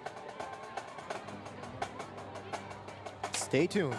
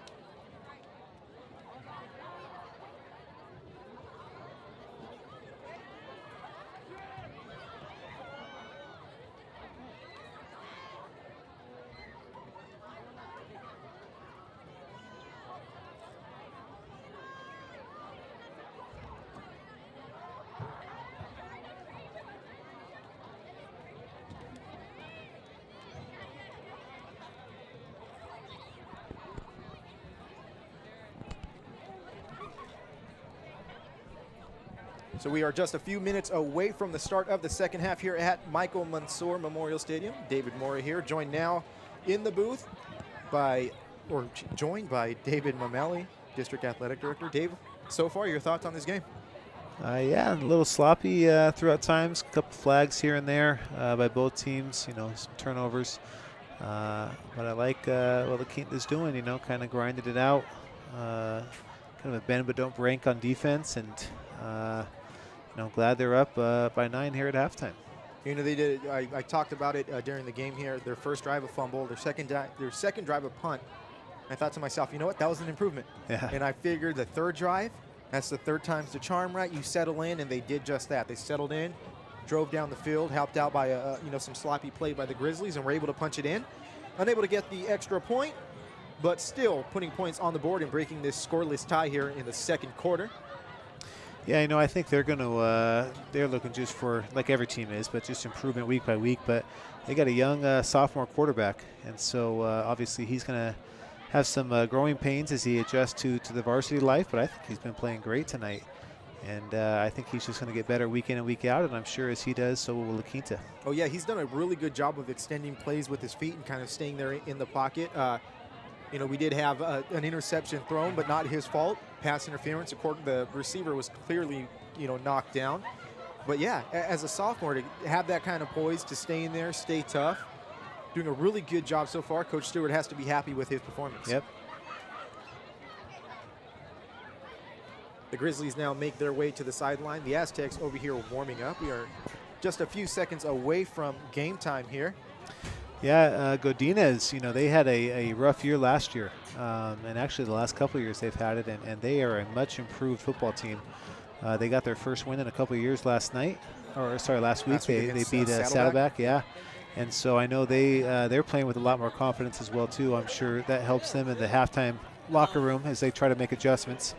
But, yeah, much improved Godinez team from the last couple of years. Yeah, Godinez is not looking too bad here tonight. The defense did very well there in the first quarter. Just couldn't, you know, you can't really keep up and keep things kind of in check when you've got penalties going on. Yeah. Their offense, I mean, we had 3 straight second down plays with penalties. You had that 2nd and 46 in the first quarter, I believe. And they still, yeah, they fought that back. Yeah, you know, then they had a very nice kickoff return here by, you know, Gutierrez that was called back. They would have had the ball at the, I believe, at the 49-yard line. As we get ready to start this second half. Again, back deep to return. Yep, start the second half here. Still anybody's game. They both have to be on their best games to be able to have a chance to come away with a win. Yep, Juan Mamihe, the deep guy here for the Grizzlies.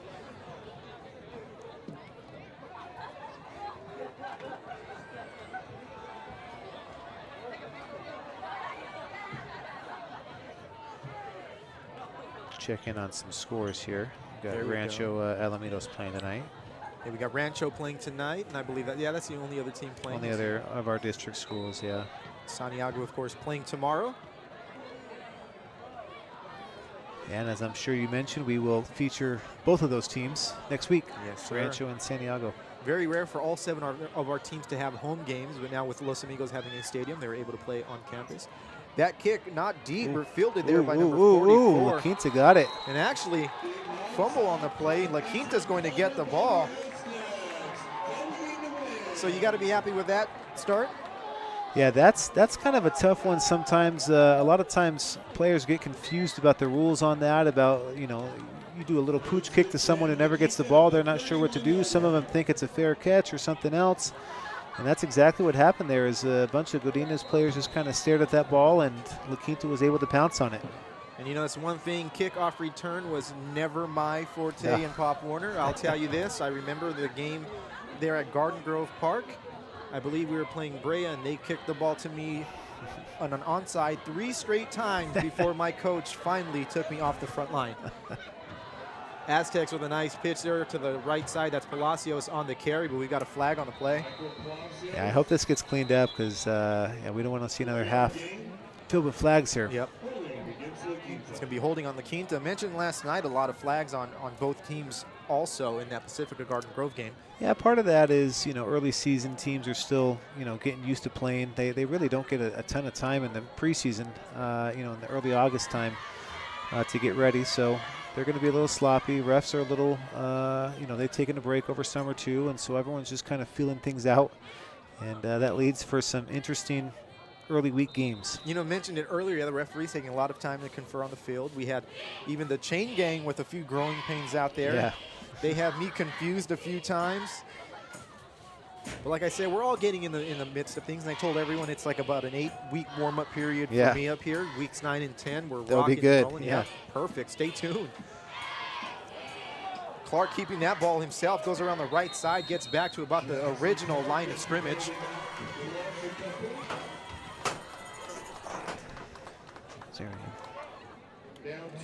We are now being joined in the booth here by La Quinta assistant principal, first year on the job, Mr. John Doles. How's it going? Actually, 1 second. Let me make sure. There we go. We have you unmuted. It's going well. There we go. Thank you. Of course. So what do you think so far of the Aztec performance here tonight? They're doing really well. It's a change from last weekend where they struggled in the first half, and they started to come back in the second, and now we're up 9-0, so it's a good change. It's a lot of fun. That looks like an incomplete pass. So yeah, we talked about they're looking really good. Took a little bit while for them to get going, but they ended that second half beautifully with 2 straight possessions with points on the board here, looking to extend their drive. Fantastic start here, getting the kickoff. Absolutely, that was a pretty good little kick that they got back, and it's fun to see them right in the on their side of the field and driving again. That handoff to Cooper Starnes gets about 6 or 7 yards on the play.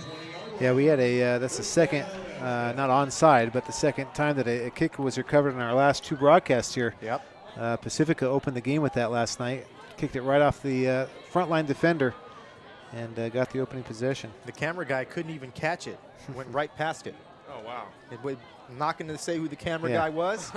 He might be the guy talking. Who knows? It might. That was cool. I was wearing 5 hats last night. That's why tonight you're seeing flawless camera work. It's not me. We got Christian here on the camera doing a great job. Nice. And happy to do it, right? Happy. No complaints as Palacio takes that ball around the right side. So John, tell us, how's it been your first 2 weeks here on the La Quinta campus? What do you think? What are your thoughts about the La Quinta community? It is definitely a lot of fun. The students are super active. They're super just. They really want to get to know you. So for me, as somebody that's new, they definitely come up. They interact with me. They want to talk and being able to go to their games. That's another really cool thing. So I was away from the high school for a year. Now I'm back at the high school again. It's really, really cool. I love it. Clark drops back to pass. That pass intended for Palacios, incomplete. So yeah, you talk about the student body, and I always mention that the La Quinta games, they have a different energy to them. You've got the band that is constantly playing. They're out there getting it done. The students, they're into it. They've got the cowboy theme going on tonight. Yeah. Cheerleaders are out there. And even in the past, we've held social media contests among the schools and video contests. And even before they start, I'm like, oh, La Quinta's going to win, because they just get people to just go and be all about things. It's a great community. That is so true. The LQ community, the ASB, all their sports programs, they're usually top notch. And so, especially when you go to different games, just seeing that cheer section, the ASB section, the student section, it's amazing. They usually will rock a gym. They're rocking the stadium right now. They do a great job. I'll say this: we had an internship program the last few years, and by far, I shouldn't say this, but my favorite interns were my students from La Quinta, because they were there. They were up here with me all 13 games we did last year. They helped me with the band showcase, and just great kids. Yeah, they do a really good job, and they really care about what they're doing, and they have so much pride. It's great. Jackson Clark carrying that ball to the 1-yard line and making this crowd have something to cheer about here. Absolutely. So we had a turnover. Oh no! So it looks like there was a fumble on the play. Fumble recovered by Godinez. So not so fast. As Lee Corso would say, not so fast, my friend. Godinez will, let's see where they're going to mark that ball. That's going to be deep. That's going to be at the 2-yard line, so. Still decent ball position for La Quinta. We can definitely, if our defenders can get in that backfield, hurry the quarterback, that'll be something good. Oh yeah, and the defense has gotten some good tackles for loss here in this game. So let's see what they draw up here. 1st and 10 from the Grizzly 2-yard line. Contreras takes the snap. Yeah, they took a timeout. Yeah, Godinez, the coach, takes a timeout there. They weren't set. They were running someone on late. That would have been a penalty.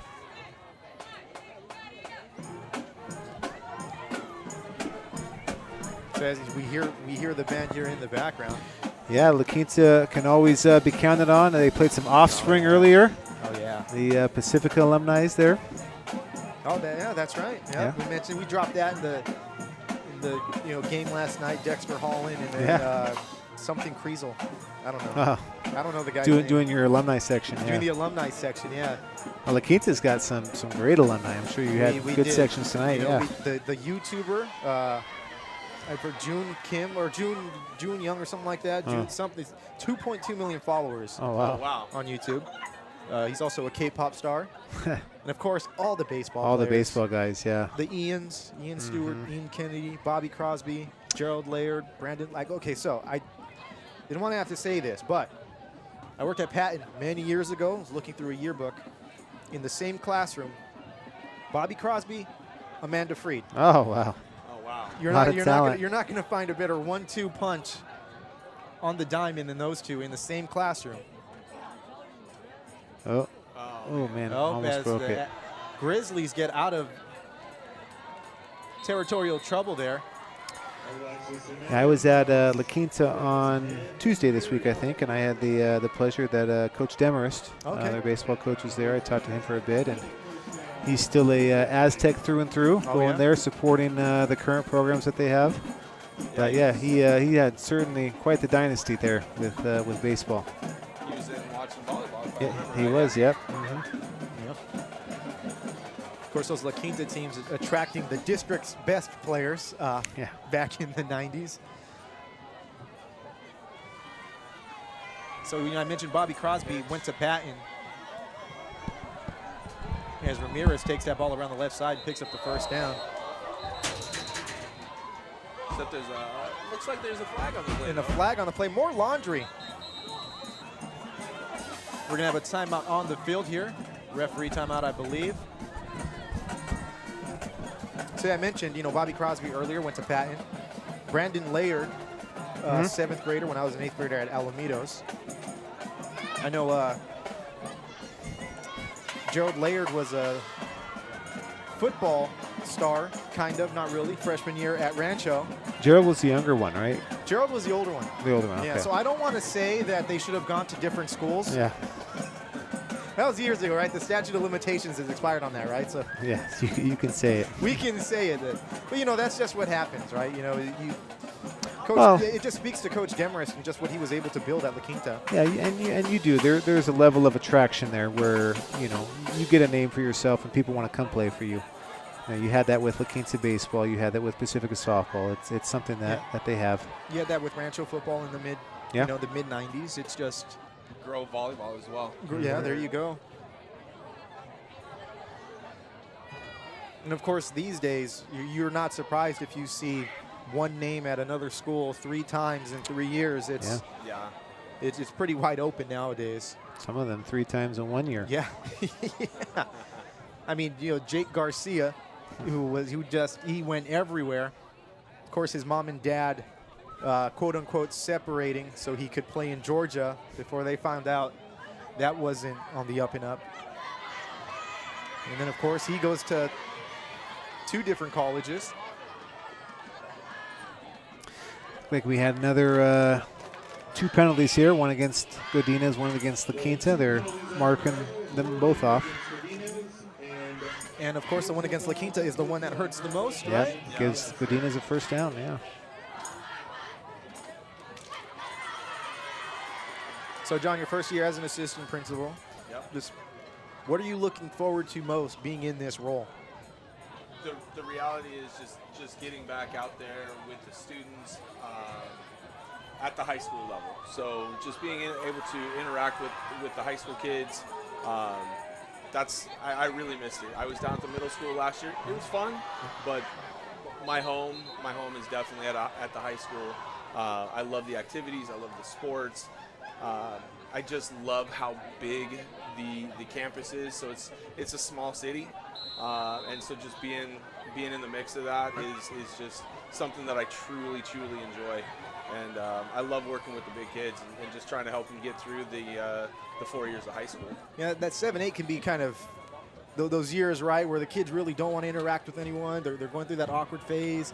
I go to a lot of the intermediate school campuses to do videos, and the kids are all looking down. They've got the big sweaters. They're all wearing hoodies in 90-degree weather. It doesn't matter, and they've got them on, and they don't want to smile and interact. But once you get to the high school, you get a little bit more of the happy faces. They definitely start to come out of their shell about 10th grade. Freshman year, their eyes are big, and they're like, what did I just get myself into, coming from a school of 500 to now they're at a school of 2,000. Especially at La Quinta, one of the larger schools in our district. So, but once they get there and they get through that first year, they start to really blossom and open up and interact, and it's great when they do. Yeah. So. And of course, La Quinta with a few new administrators, and you got now Dr. Avina there. Avina from Los, yeah. Grizzly's airing that out. That's incomplete. Yeah, it's a really fun admin staff. We love to again, Dr. Avina, when she's out on campus, she's taking selfies with all the students, trying to make them famous. Selfies with the principal, everyone knows about it. Yeah, she loves to do that, and at first I did not think that the kids would be into that, but they will hunt her down during break and during lunch, and they will come up to her and do selfies. Even tonight they came and found her and were doing selfies with her. They're asking for it and they're getting it. It's a lot of fun for them. That's awesome, and it builds that community, right? 100%. It kind of brings the principal down to like that level that they're on, and it makes them feel comfortable. And of course, you mentioned a great administration. You got Ms. Reinhardt. Yep. She's awesome. We know her from Pacifica, and also Mr. Fernandez, right? He's still there, right? No, we have Miss Chang. See, that's the thing. It's all these moves happen. It takes me like a good 6 months before I kind of figure it out. Yeah, Adrian's at Los now.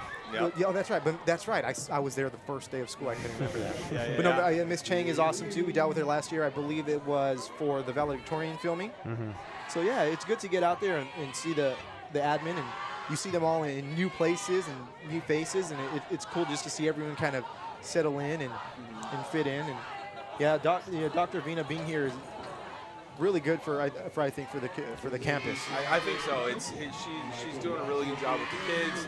She's getting, like I said, she's getting out there, mixing it up. She's building that community, and it makes it easy for us other admin to get out there and be accessible. Yeah. The kids see her as accessible. Yeah. They just automatically assume we're accessible. So it's not like we have that stigma of they're the assistant principals. Yeah. They're here to, that just goes away. It breaks down those barriers, right? Like maybe they feel like they can't come up to you and talk to you. Like, oh no, those are the people you go to when you're in trouble. No, that's not what it is. So students, if you're out there listening, no matter what school you go to, the admin, your teachers, they're there to help you. They're not just authority figures. They're not there when you're in trouble. If you need someone to talk to, if you need help, just anything, they're going to be always there for you and welcoming you with open arms. 100%. And again, just her doing her leading that way. It's definitely opened the doors for us to get out there and interact with the students on a more personal level, which is. That pays dividends. Oh yeah. As a former coach, the relationship I was able to build with my students, it was on a more personal level. And so when she's doing this, it creates that personal. It's that same vibe. Yes. Yeah. Those same connections where you can kind of see them in a different light, and it's not just like come to my office, we need to talk. It's Absolutely. out in their space where they're comfortable in. Yeah, and when they're comfortable, they'll talk to you. When they're comfortable, they feel like, hey, look, if I do have a problem, I can go there, I can share it, and it's not going to be a big issue. So, which is really cool because these kids, sometimes they really need help, and they have to feel comfortable coming to us and talking to us. And I mean, So we were all students at one point. I'm sure at one point or another when you were in high school, and I know back then for us it was a stigma to try and reach out for help, and it feels like lately that's being broken down little by little, and it's okay to admit you're anxious or you're stressed or the test that you have coming up is really bothering you, or and it's good to see. Well, I think if there's one good thing that came out of COVID, it's that piece right there. You know, we as teachers, as admin, we saw what was going on with these students. We saw where they needed help, and now we made it okay. Just come to us, ask us. We're here for you, and we will provide that back end support. If you need it, whatever, we're here for you. And so that's a really cool thing. Yeah, it's funny you mentioned that. Last night we interviewed Mr. Osborne from Pacifica and Ms. Hibbert here from Garden Grove, and they both mentioned the same thing. It's coming out of COVID. Things changed. The approach to education, the approach to connecting with your students, it came out for the better, right? Yes. We came out of that knowing how to interact with each other better and kind of deal with problems a little bit better. Absolutely. Quickest stoppage here in play as La Quinta player went down with calf cramping. So we don't see that too much nowadays with the cramping. These kids are in a lot better shape than maybe in the past. They've had a couple so far this season. But yeah, that's another part we were talking about early season stuff and getting used to stuff is you have to be hydrating well before game day to make sure you're not cramping that night. Or you'll learn the hard way. Yeah. It's a third down here for the Aztecs from the 47-yard line. La Quinta's line is getting a great push. There's a couple, I know Coach Stewart was down there not happy with some of the decisions in the first half, but La Quinta's line is getting a great push. They just have to make the correct reads on when to hand off and keep. But if La Quinta can keep this up the rest of the game, I think they're going to be able to grind down for another score or two. Yeah, I think as long as their defense holds it down. There's 5 minutes and 50 seconds left to go here in the third quarter, so already more than halfway through this first frame of the second half, and La Quinta's still looking good. Yeah, the closer this game stays, though, the more nervous I think both teams are. Oh, I'm sure. Or not both teams, but the more nervous La Quinta will be. And, as long as La Quinta can just kind of keep this up and maybe force, Godinez to go out of their comfort zone, which is most likely the run from the formations that we're seeing, that might play into their, into their hands towards the end of the game here. So, John, you mentioned coaching. I know you were at Rancho, right, as a teacher? Yep. And you coached volleyball, right? Yes, I did. I was a world history teacher over there at Rancho, and then I also coached both boys and girls volleyball. Oh, awesome, It was a good run. You miss being out there on the court? I do. Yeah. I do. Every once in a while, I'll stop by, I'll pop my head into the gym over at LQ, and even today. So the kids were serving and doing some serve receive, and so I got out there and I took a couple swings. Just once you're a coach, it never goes away. And right. So just being able to get out there. I'm still not too old to take a couple swings. There's going to be a time when I'm like, I can't do this anymore. You got to take advantage while you still can, right? Yeah, and the coach, she's more than willing to let me just get out there and enjoy it. I'm not there to take up a lot of their time, but just to do something and just kind of stay in touch with the sport that I love so much. It's a lot of fun, but definitely going into the gym like last night and on Tuesday, I missed that part, but at the same time, I'm like, okay, you know what? I can actually sit back. I can enjoy the game with no stress. Win or lose, doesn't matter anymore. I'm not pushing for a CIF title or a league title. I'm just there. You're a casual fan now. Yeah. The emotions are able to just kind of stay even keel in that point. Somewhat. A little. You still see things and you're like, no, not that way, or yes, It's funny. I'm up here and I'm doing play-by-play and trying to kind of stay away from the action. But there's times where I'm looking and I'm just like, wait, a penalty earlier on La Quinta, that blocking penalty where it looked like the lineman had a beautiful block, and they called that. I'm like, you know what? Let me just take a step back right now. And Well, Godinez just sacrificed some pretty decent field position with a personal foul call. Yeah, they got that screen set up. Pass to Ramirez, who gets all the way back to first down.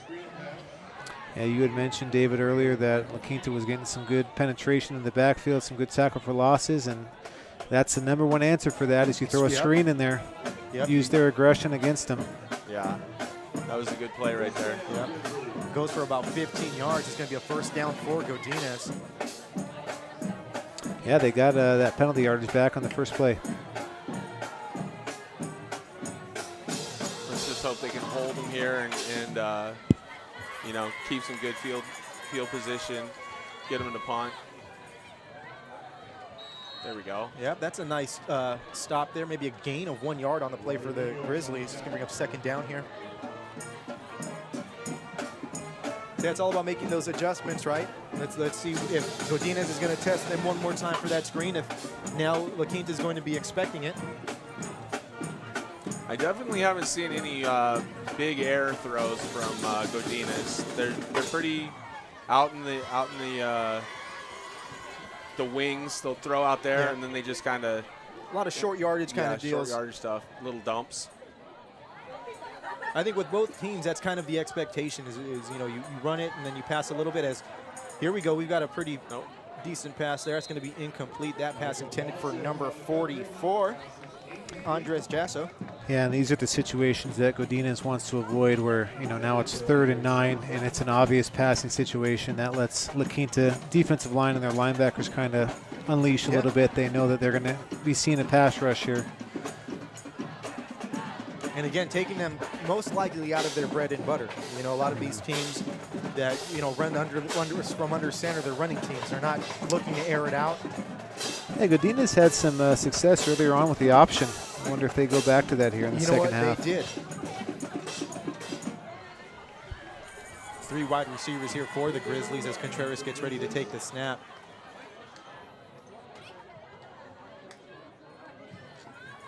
Drops back to pass here, looks to his left. Got him! Oh, and the fumble.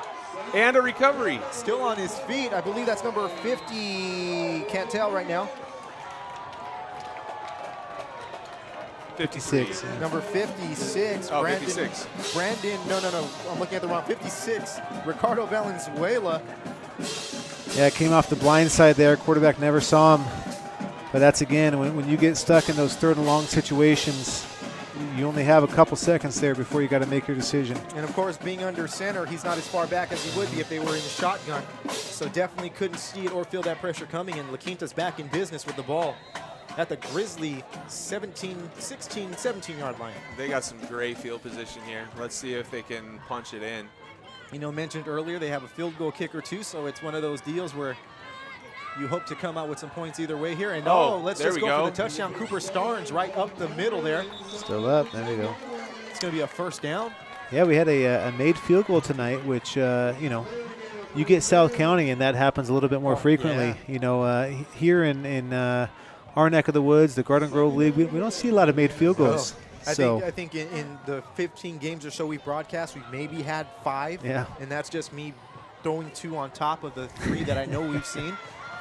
That's just guys not kicking field goals, or that's guys kicking field goals and missing That's field goals? usually not having somebody on your team that can make a field goal, so they don't even attempt. Okay, all right. With Palacios, a kicker and running back combo, you don't see that too much.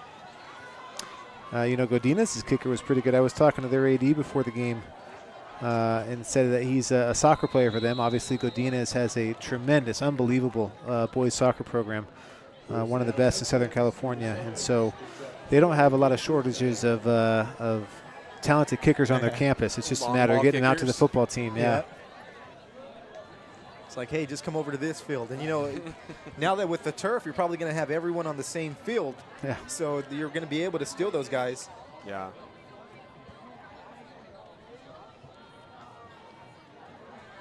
It's going to be first down and goal here for the Aztecs. Ball on the 6-yard line. Let's see if they can punch it in here and extend this lead.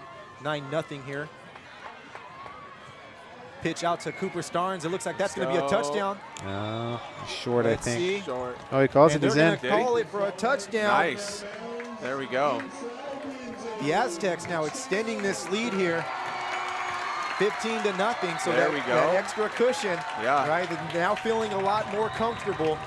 Yeah, I would guess from this point, if they can take care of the ball, they're sitting in a real good spot. Take care of the ball and play some mentally tough football. No more penalties. No, Godinez is going to have to air it out here in the fourth quarter.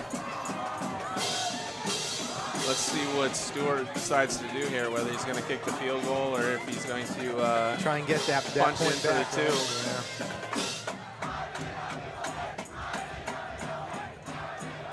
Yeah, we might be looking at a timeout here. Oh, no. Looks like a Godinez player down on the field there. Oh, yeah, I didn't see that. Yeah. Hope that he can walk Hopefully off. he's under his okay, own power, yeah.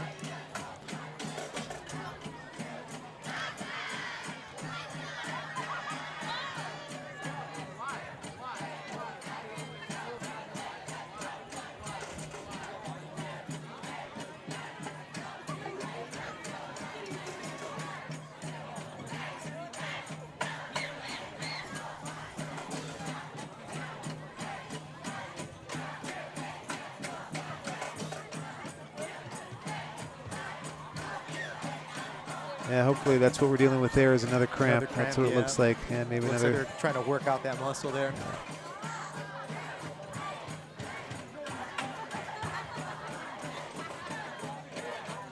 So that big fumble recovery for the Aztecs, leading to their third score of the night, extending this lead now, leading 15 to nothing.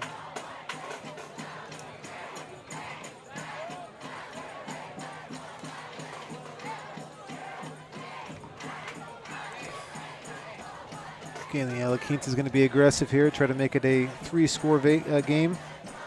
And that player's walking off. Yep.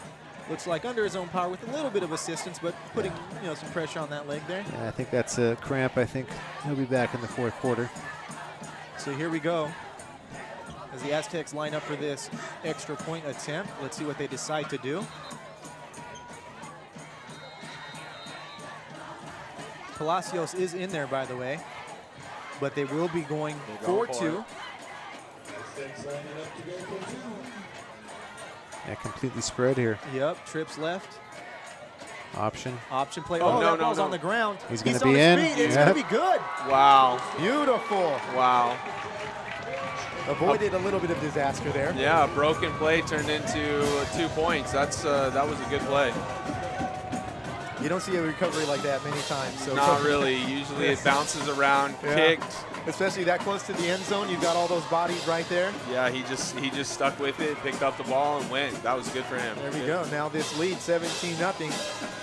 The Aztecs in full control here at Michael Mansour Stadium. Yeah, I'm sure that's a play that they've practiced, obviously, but probably not a ton. Obviously, it wasn't a wing formation. Yeah. And so that's First time we've probably, seen them in they that probably have a formation. handful of 2-point plays that they've practiced, and we probably just witnessed one. Yeah, that one, I'm sure that's not how it was drawn up. Yeah. I'm sure it calls for him to keep the ball, but there's nothing wrong with a little heightened drama, right? Yeah. Especially when you're, going for that 17-point lead here. So the Grizzlies have to answer here. There is plenty of ball game left to be played, but the Quinta's a running team, so that clock is really going to start to be a factor in a few drives here. Yeah, they might want to squib this here or something. You mentioned they had a good return earlier in the night. Yep. Keep it away from Gutierrez here at the bottom of the screen. Just off to the right there. You got another pooch. A little pooch kick. And Gutierrez has it. Takes it to the right side. Good And they tackle. got him. Still Oh, on his no. feet. Gutierrez slippery, still on his feet. Looks like they're going to call him down. Lost his shoe. Another cramp here. So Gutierrez with a shifty return there, but not much on it.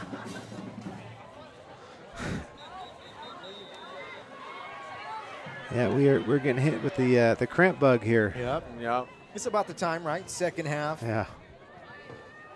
Hot, Well, you know, humid. it These has- guys- yeah, these it has guys are been getting hot. Dehydrated, Yeah. so. Yeah, many remedies for that. Obviously, preparing beforehand, but you always have your mustard packets on hand, the your big pickle pickle juice, Pickle yeah, juice, mustard bananas. packs. Yeah. But that's what I gave my boys all the time. One of my boys was always he would notoriously get cramps. I'd feed that kid bananas all day. Yep. Yeah, I have seen a player in my time that did all three at once. He had a banana that he dipped in pickle juice and put mustard on and thought he was good from there. Hey, you know what? Why not? You just stack them on Yeah. top, right? One of It's, them's got to work, right? It's the ultimate Something. the ultimate cramp defeater. Yeah. I wouldn't suggest anyone trying it. So if you hear it here, don't try it. Yeah. Not FDA approved, definitely. No, not GGUSD approved either. Do not try that at home.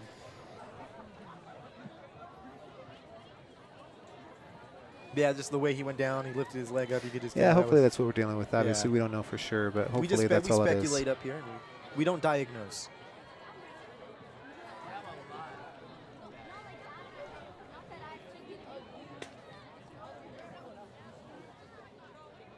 So, we mentioned La Quinta earlier and just talking about the different sports. Boys basketball having a good year a few years ago, making a trip to the semifinals, right? Yeah, was it the of the finals? state, yeah. And then last year they still had a good year as well. They came up in playoffs against the Linwood team that had no business being in a lower division, but that was a super talented team that we'll see for a long time. Yep, looks And there got he that goes, hop coming off, yeah. hobbling off the field a little bit, and that's number 2. Kyle Huang, who they're going to want back out there on the field, so they got to get him loosened up here on the sideline. Yeah, the Quintas had some good recent years in boys basketball. Girls softball had a good year last year. Coach Nadell, who is announcing the game right now for football, they came out. They beat Santiago for the first time in a long time and had a chance for a league title. They ended up losing one extra game, and Santiago still had it, but they had a great year as well last year. Grizzlies here in shotgun formation, so already changing up the way they're going to do things. Hand off to Ramirez, though, It's a great who's run. still on his feet, Yeah. gets out to the right side, still on his feet, close to the first down, has the first down now, and driven out of bounds at about the 41-yard line. Yeah, great answer for the Grizzlies coming out. Switching things up, going into shotgun, kind of catching La Quinta probably off guard, expecting a pass there. So La Quinta girls soccer as well, right? Oh, yes. I can't believe we forgot them. Yeah, they had a year for the decades for them. They hadn't won league since the mid-'90s. They won league last year and went all the way to CIF finals.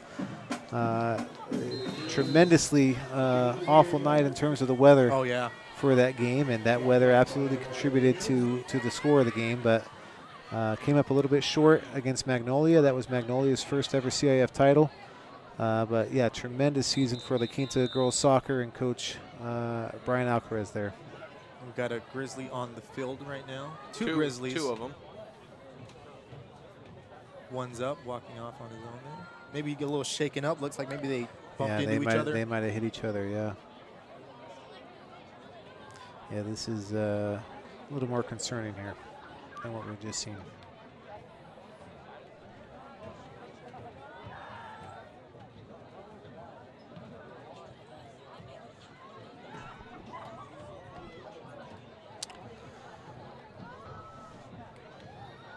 Well, Godinez, while they don't compete in the Garden Grove League, they do compete in the Golden West League with Garden Grove. So we are somewhat familiar with them with their other sports as well, as they do compete against Garden Grove yearly. They'll be playing Rancho, I believe, in a few weeks.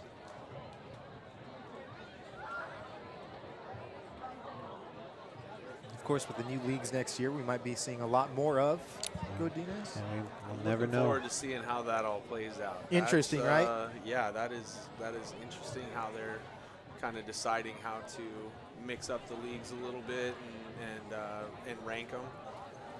We talk a lot about like these old school Garden Grove League matchups, but with the way the leagues are next year, we might even have old school Orange League matchups where some of our teams were in the Orange League, old Crestview League matchups from the old Crestview League, old Sunset League matchups, old Freeway League matchups, because Garden Grove was in the Freeway League along with Rancho before that went to a all Fullerton Union School District League. So, Yeah, that's I know that the Fullerton District is not too happy about how things have shaken out with that. They enjoy being an all district, and this will certainly be a change for them. But glad to see that he's up, and looks like he's okay at least. and, Fullerton, it's just tough bananas, people, because the Garden Grove League was an all Garden Grove, league until 1980, 81 when Pacifica left. Then when Pacifica came back, They brought some baggage with them by the name of Kennedy High School. Yeah. And Kennedy just came in and started competing right away in most sports. Well, you know, the Fullerton schools in the re-leaguing cycle, I think they came to the realization that it was going to be time for them. Their argument was, hey, give us a couple years, you know, just for us to acclimate to this process and get to it. We understand that we're going to break up eventually, but we just might not be ready right now. I'm pretty sure 5 of the schools were okay with it, and there was probably one who really didn't want to do it. I don't think you're alone in that thought. Of course, La Habra most likely going to be in the highest public school league next year.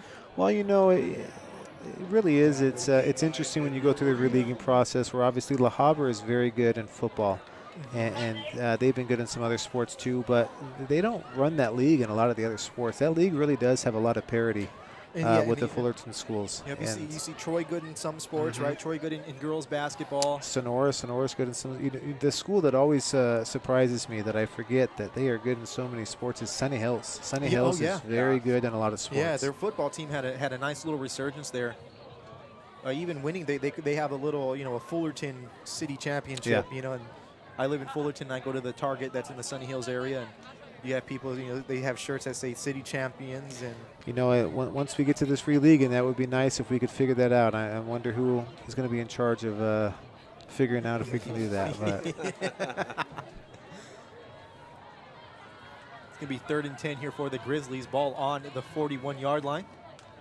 But yeah, the way the new leagues have shaken out, you know, you have Fullerton, I believe it is, that's going to the Century, and La Habra as well, and then the rest are going to the Golden West conference that they have.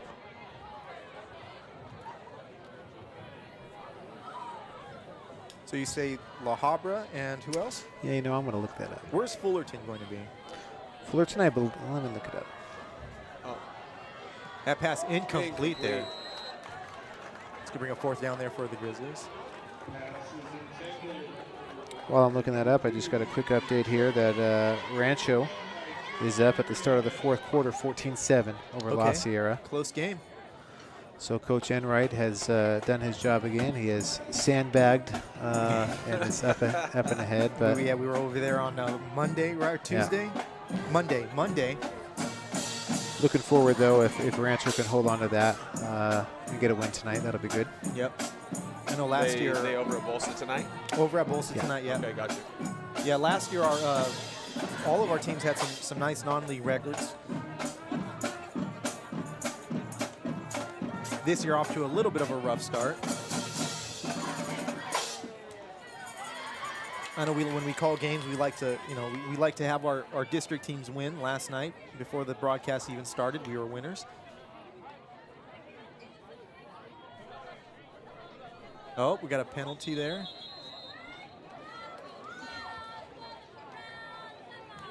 And we have Joseph Lee in the chat asking, does that LQ kid have a silver helmet? Yes, he does. Yes. That is his own personal helmet. Yes. He purchased that himself and just hasn't painted it yet. There's at least another off-colored helmet down there. We want to thank everyone for tuning in. This is Garden Grove Unified School District Athletics High School Football Friday. Got LQ Assistant Principal Mr. John Doles here, along with District Athletic Director Dave Malley. LQ student Christian here on the camera, doing a fantastic job here, settling in nicely. Yeah, so I was wrong in those leagues. The Fullerton, the Freeway League is actually going to have Buena Park and Fullerton are going to join the Golden West, and the rest of the Freeway are joining the Century. Crazy snap there. He gets it off. This punter's been doing a good job tonight. That's going to take a Grizzly bounce out at the, stays inbounds. Go all the way down to the 15. Yeah, there you go. Nice punt. So the Aztecs going to get field position deep in their own territory. That was good on the Aztec kick rusher to just pull up at that last second. He looked like he wanted to take that hit, but he stopped. You always got to think twice. Yeah. It's never worth it. Less than a minute to go here in the 3rd quarter. So yeah, so in the Golden West, you'll have Fullerton. So that means we might be seeing Fullerton with playing Garden Grove. Playing correct? Garden Grove. Yeah. That's one of those where we might have to see if we can take a road trip and catch them at Fullerton District Stadium when they play out there. Yeah, I know in a couple years ago when Garden Grove boys basketball played them. Yes, that's right. Two of the oldest schools in the Two county. of the oldest schools. Yeah, we'll make sure to pump that up when that gets played again. Oh, and you know we pump up those obscure facts and figures. That's I try to find the weirdest ones. Quinta starting off with just a dive. Now, will Orange be in that league too, in that Golden West? No. Orange is going to be in with the Garden Grove. So the Garden Grove Conference is essentially the existing Garden Grove League And with the the Orange League, and then there's a couple from the Orange Coast League that are coming over. Now, that makes zero. Now, see, we've talked about how CIF doesn't make sense sometimes, and I don't want to bash anything or anyone, but Orange High School football. Well, remember, football's different. So they're all in their separate leagues for football. So okay, so speaking of okay, that's right. And that's what made this whole thing possible was they took football out of the equation. Which they should have done a long time ago when they went to this equity deal. And the two schools that really were an issue were Orange and Western, where they are so much better in football than they are their other sports. So when you take that out, it makes sense. Santa Ana as well. Santa Ana, very, very good in football, and the other sports fit more in with where they're going now. Yeah. So, yeah, I think they should have done, and I know there was some hesitation to do that as we move into the fourth quarter here. There was some hesitation to do that because of the logistics, right, of trying to figure out everything.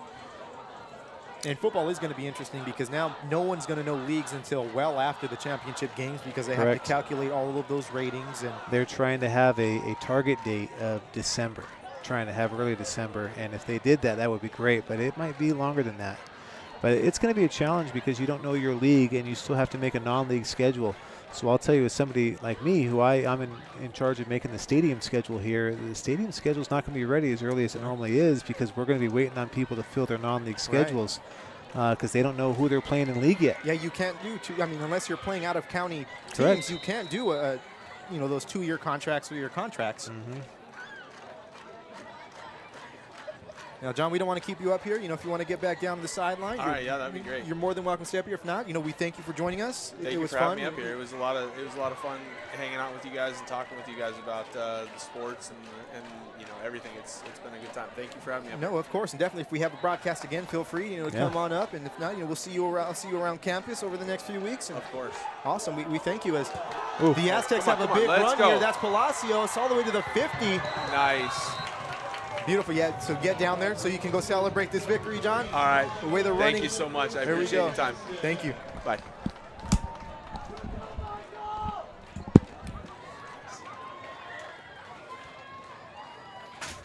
So there we go. Mr. John Dole's first year at La Quinta. Always good to have our admin join us up here. And I was saying last night, it's good to see them in this light, right? He's got to get his cowboy hat. Yes, cowboy hat. As we have some fun on the sidelines here, some rodeo type stuff here as Godinez and La Quinta are getting together on the sideline here. Yeah, the admin at our schools, they go above and beyond. I don't think people realize how much work they do. Their work day doesn't end at 3 or 4 o'clock. They are constantly here at all of this extracurricular stuff, and they do it because they love the students. John is a great example of that. So is all of La Quinta's administration and all our Garden Grove administrations as well. But they do it because they love to be here. They're excited when the kids are successful. That's going to be great to see. Should be offsides on Godinez there. But no, yeah, it's awesome. Like you said, yeah. Even our teachers, when I was a custodian here in the district, there was rarely a time where I was able to get all my rooms done without running into a teacher. Yeah. They stay here late. They're prepping for the next day. They're grading. They might have students in the classrooms. Like you said, the admin, they're working crazy hours. As it looks like that penalty was on La Quinta. And one thing I learned is, we were talking about COVID is, during COVID, everyone's kind of work schedule changed. I was, working with principals on certain projects, and we're emailing each other at 11 o'clock at night, and that's when everyone, I think, was firing on all cylinders. And I'm sure a lot of them, having to deal with their kids during the day, so that was when they were able to focus on work. As that's a play that's going to go nowhere for the Aztecs. Yeah, La Quinta tried to counter there, but Godinez was ready for him right there. Clock running here, though, so not too bad. Every time you run a play, that clock keeps going down. Under 10 minutes to go now. 3rd and 12 here for the Aztecs. Well, yeah, the new football leagues are really going to be something to see. They're going to be crazy for you, but yeah, it's right now the schedules work out pretty great for me, where I can come and see all of our schools and all of our teams, and it is definitely going to be a challenge with these new leagues. But we'll find a way to make it happen, as we always do.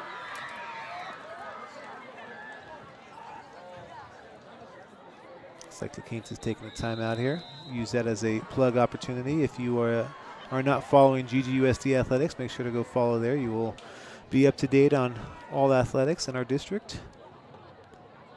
You can participate in this chat here with everyone. Some good action here.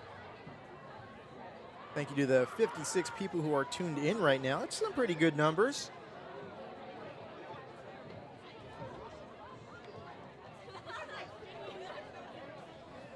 We have a pause in the action. We've got the District College Fair coming up on September 26th. That's a Tuesday at 6:30 from or at the Great Wolf Lodge. It's free. Juniors and seniors are highly encouraged to attend. You're going to meet with reps from California State Universities, UC schools, California private colleges, and Garden Grove counselors will be there to talk to you about the college application process. You find out about financial aid, and it's never too early to start thinking about college.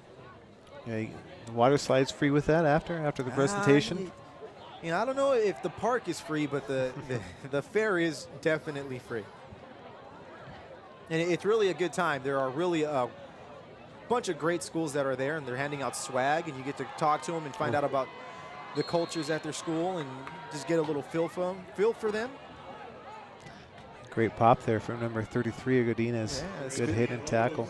Speaking of filling things, that running back's going to fill that one tomorrow, as the Aztecs are going to be forced to punt here.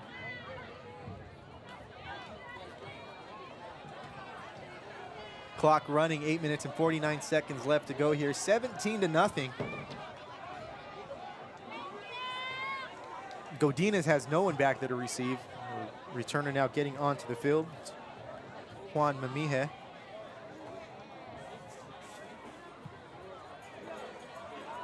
And he's going to field that ball at the 20-yard line. He fumbles it. Does he get it back? It looks like it's going to be a struggle there between a La Quinta player and Mamihe. So let's see. La Quinta football. Wow. So La Quinta special teams coming through in a big way in the second half. Getting a kickoff return, getting a kickoff recovery, and now a punt recovery.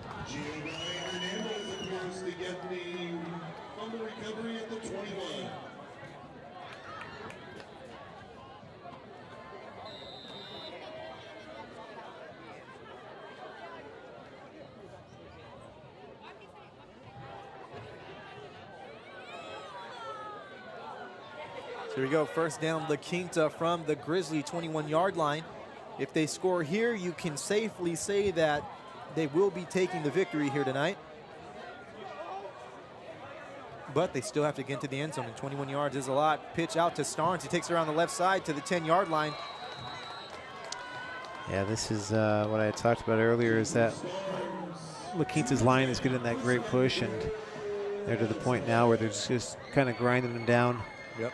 Getting big chunks of yardage. Obviously, the turnovers have helped them immensely here in the second half. And that's what this kind of offense does, right? It's meant to grind down opponents. It's running. It's just smash mouth football. La Quinta right now is winning that battle up front. They have a 1st and goal here. Clock running, 7 minutes and 32 seconds left to go here. 17-0 La Quinta over the Godinez Grizzlies.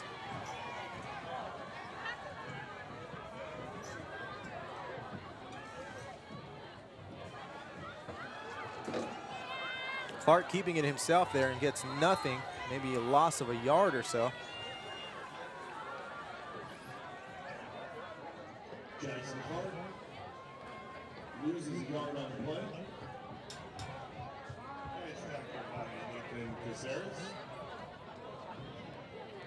Second down here for the Aztecs.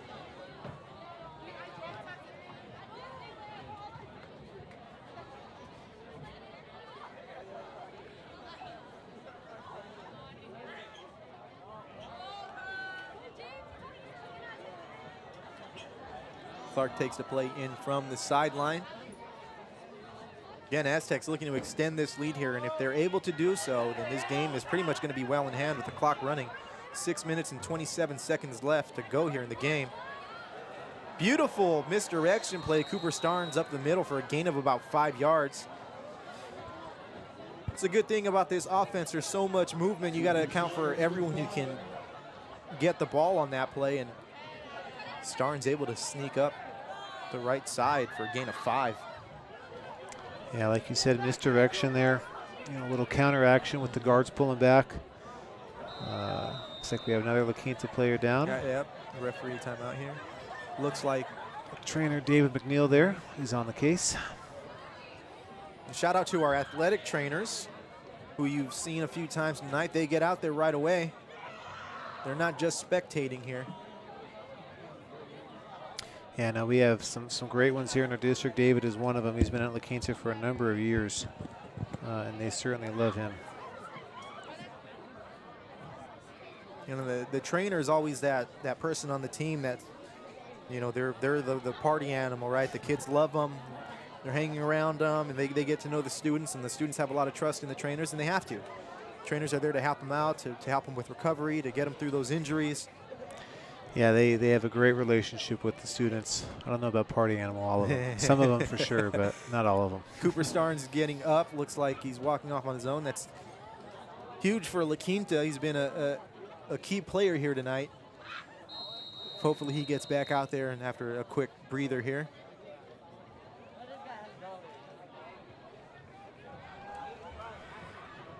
Big third down here. That's right, a 3rd and 6 here. They're calling it a 3rd and 5 for La Quinta. Clock is still running, so no need to be urgent here. Handoff to Palacios, and he's going to get into the end zone for a La Quinta touchdown. You know, Dave, I think it's about that time that you start heading down there. So you can I was going to say this was going to be my last possession. I'm going to try to get down. It looks like I'm going to get a team picture of La Quinta after the win. There you go. So pleasure, pleasure joining you all. Look for that team picture and some more on GGUSD Athletics tonight. But until next week, you guys have a great night. Thank you, David Moore, as always, for his hard work. I don't think a lot of people realize how much work is put in here by Mr. Mora, but he does a great job, and this broadcast is not possible without him.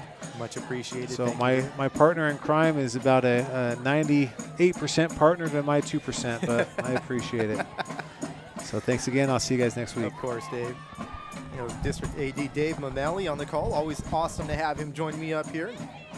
The back and forth is always great with him, and he's going to go down there and take a fantastic photo of the La Quinta Aztec football team, and he's already posted some photos. Talk about hard work. That man is hard at work all day. Every day you can catch him at volleyball games, soccer games, baseball games, water polo matches, soccer matches. Everywhere. It's going to be a penalty there on the Aztecs. But Dave really doing a good job as far as marketing you know, our athletic programs, and that's just a small part of his job. But he does such a good job with it that it makes it seem like that's his main job, and it's really not. He does a lot of behind-the-scene things, and being that liaison for all of our coaches and our administrators with CIF, with the different leagues, and keeping everyone up to date on the different things that we have that are related to our athletic programs. He's integral in making sure that fields are getting done, that the lighting has working the way it's working, as that PAT is missed. And still a 23-0 lead here for the Aztecs, but Dave is always, you know, awesome person to have around, and district is very lucky to have him here on our team. Roughing the kicker against Godinez. So penalty on Godinez now, roughing the kicker, but there's another flag on the play. Well, let's see what's happening here. It seems like maybe against La Quinta now. Referee probably not liking how La Quinta was giving the business. Might be offsetting and then replay this down here.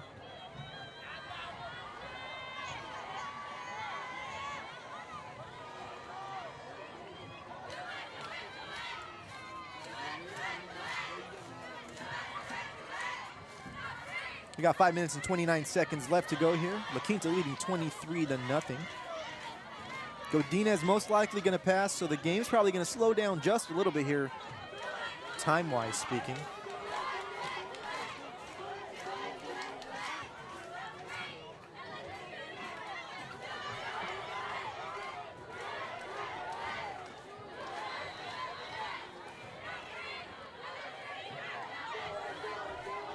We're going to try this PAT over again. It's going to be a long 30-yard field goal.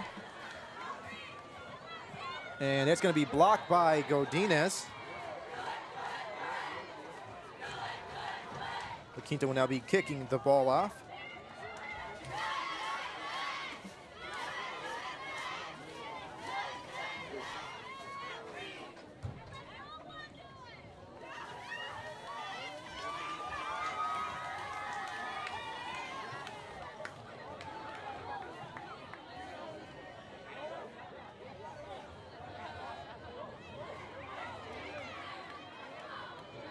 So of course, this is the second of 2 games here, filling it just a little bit.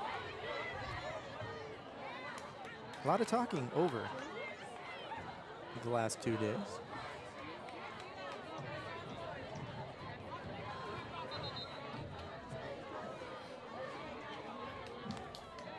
The La Quinta kickoff team is out on the field. Godinez now making their way out. Back deep to return for Godinez, Juan Mamihe.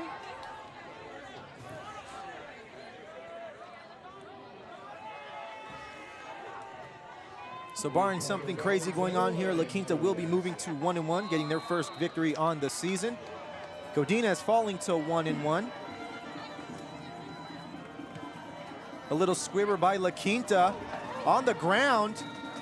And it looks like it's recovered by the Grizzlies, and that's going to be first down from the 45-yard line.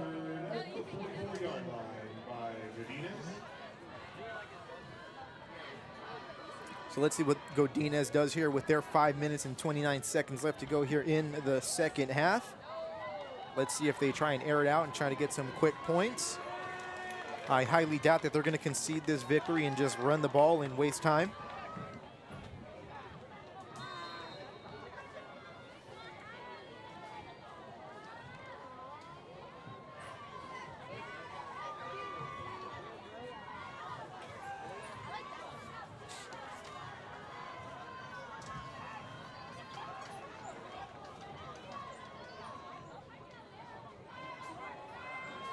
Aztec player running off the field. He's going to get off in time. Nope, he wasn't. There's going to be a flag on the play.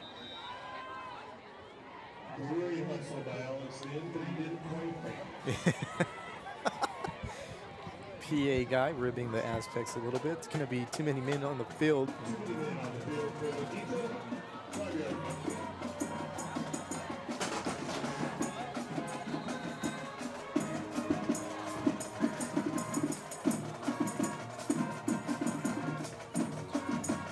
Like we mentioned earlier, next week we will be covering Rancho versus Anaheim and Santiago versus Savannah right back here at Michael Mansour Stadium.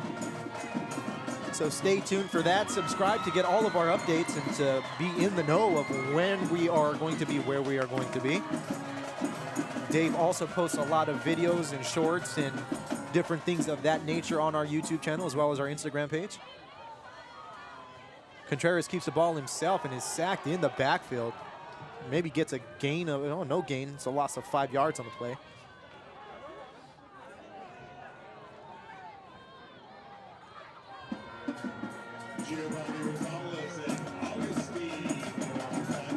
So clock running. Godinez is not looking like they're going to try and pass the ball here unless they're just trying to catch La Quinta off guard.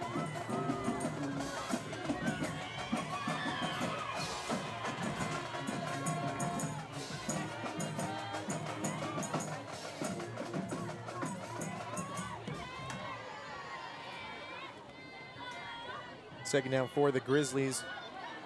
Handoff. Fumble. La Quinta football.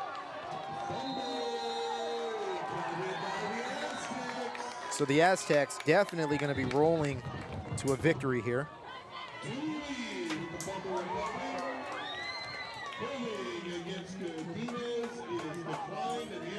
So the Aztecs are going to take over with 4 minutes and 36 seconds left to go here. The ball is going to be at their own 46-yard line. It's just going to be a few plays and a few first downs before this game is in the books. And it's official, but right now, La Quinta leading Godinez by a score of 23-0. Like I said, most likely going to be over here.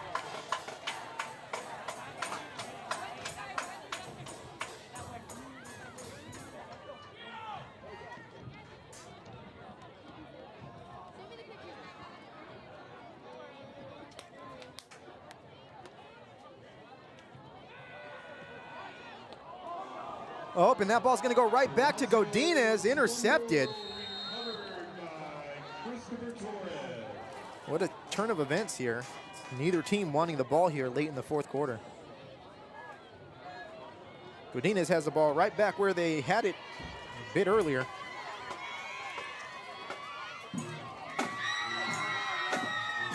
The band's still going here at La Quinta. Band has more energy than I do. I'm spent.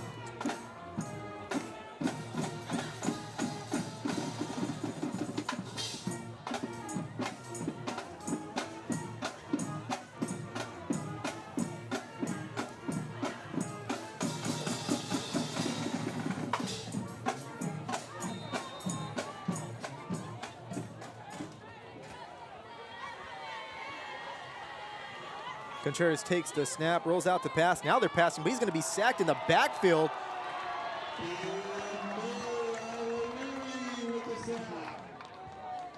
Beautiful. Second down for the Grizzlies.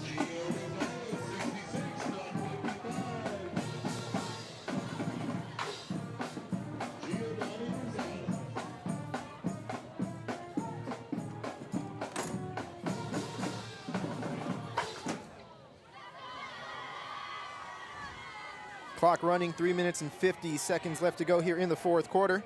Again, La Quinta pretty much having this game in the bag here. But crazier things have happened in high school football. Contreras rolling out to his left, keeping the ball. Getting brought down by number 4, Alex Tran. Contreras with a 5-yard run there.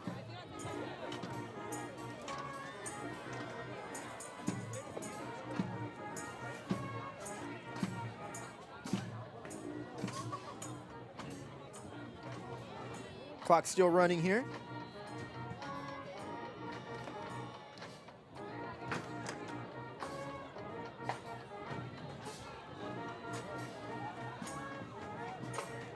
Grizzlies lining up for this third down play. Contreras in shotgun formation, 3 wide receivers to his right. Actually, that's not Contreras. That was Ian Martinez. Contreras fights his way for a gain of 6. So Martinez now in for Contreras.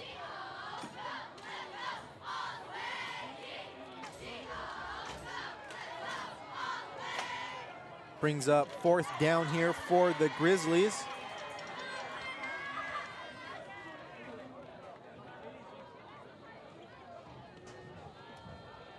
Two minutes and 14 seconds, clock running here in the fourth quarter as we're creeping closer and closer to the end of this game. Martinez still in the game here, so Godinez going for it. Why not, right? Get these kids some experience, and he's going to be brought down in the backfield by number 54, Nathan Trong. It's going to be a turnover on downs. It's going to go right back to La Quinta.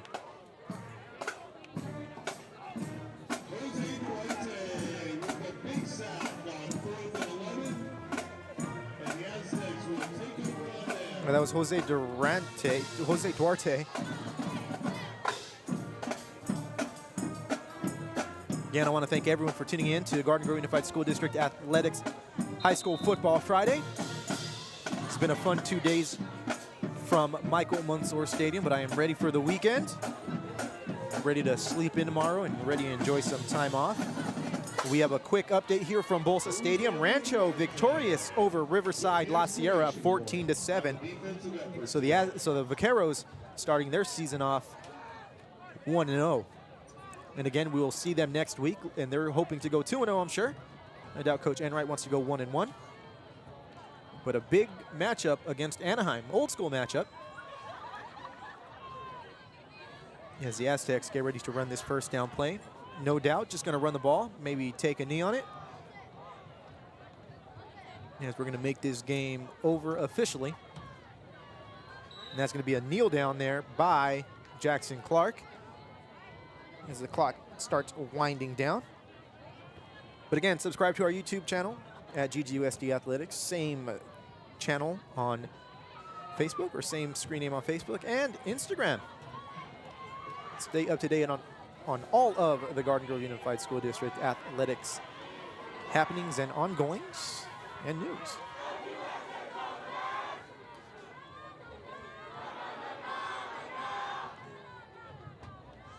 We have 1 minute and 17 seconds left to go here.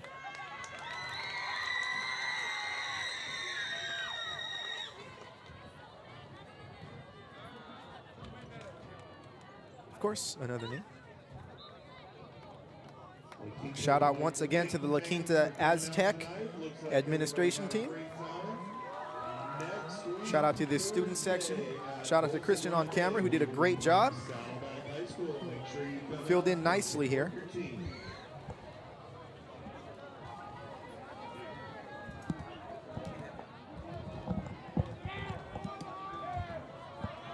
Just one more snap, and this is going to be officially over. It's 34 seconds left to go, and actually, timeout here. We've got a flag on the play. Offsides on Godinez. Just let the clock go. And there we go. The Aztecs are going to be victorious here at Michael Mansour Stadium. They move to 1-1. Godinez falls to 1-1.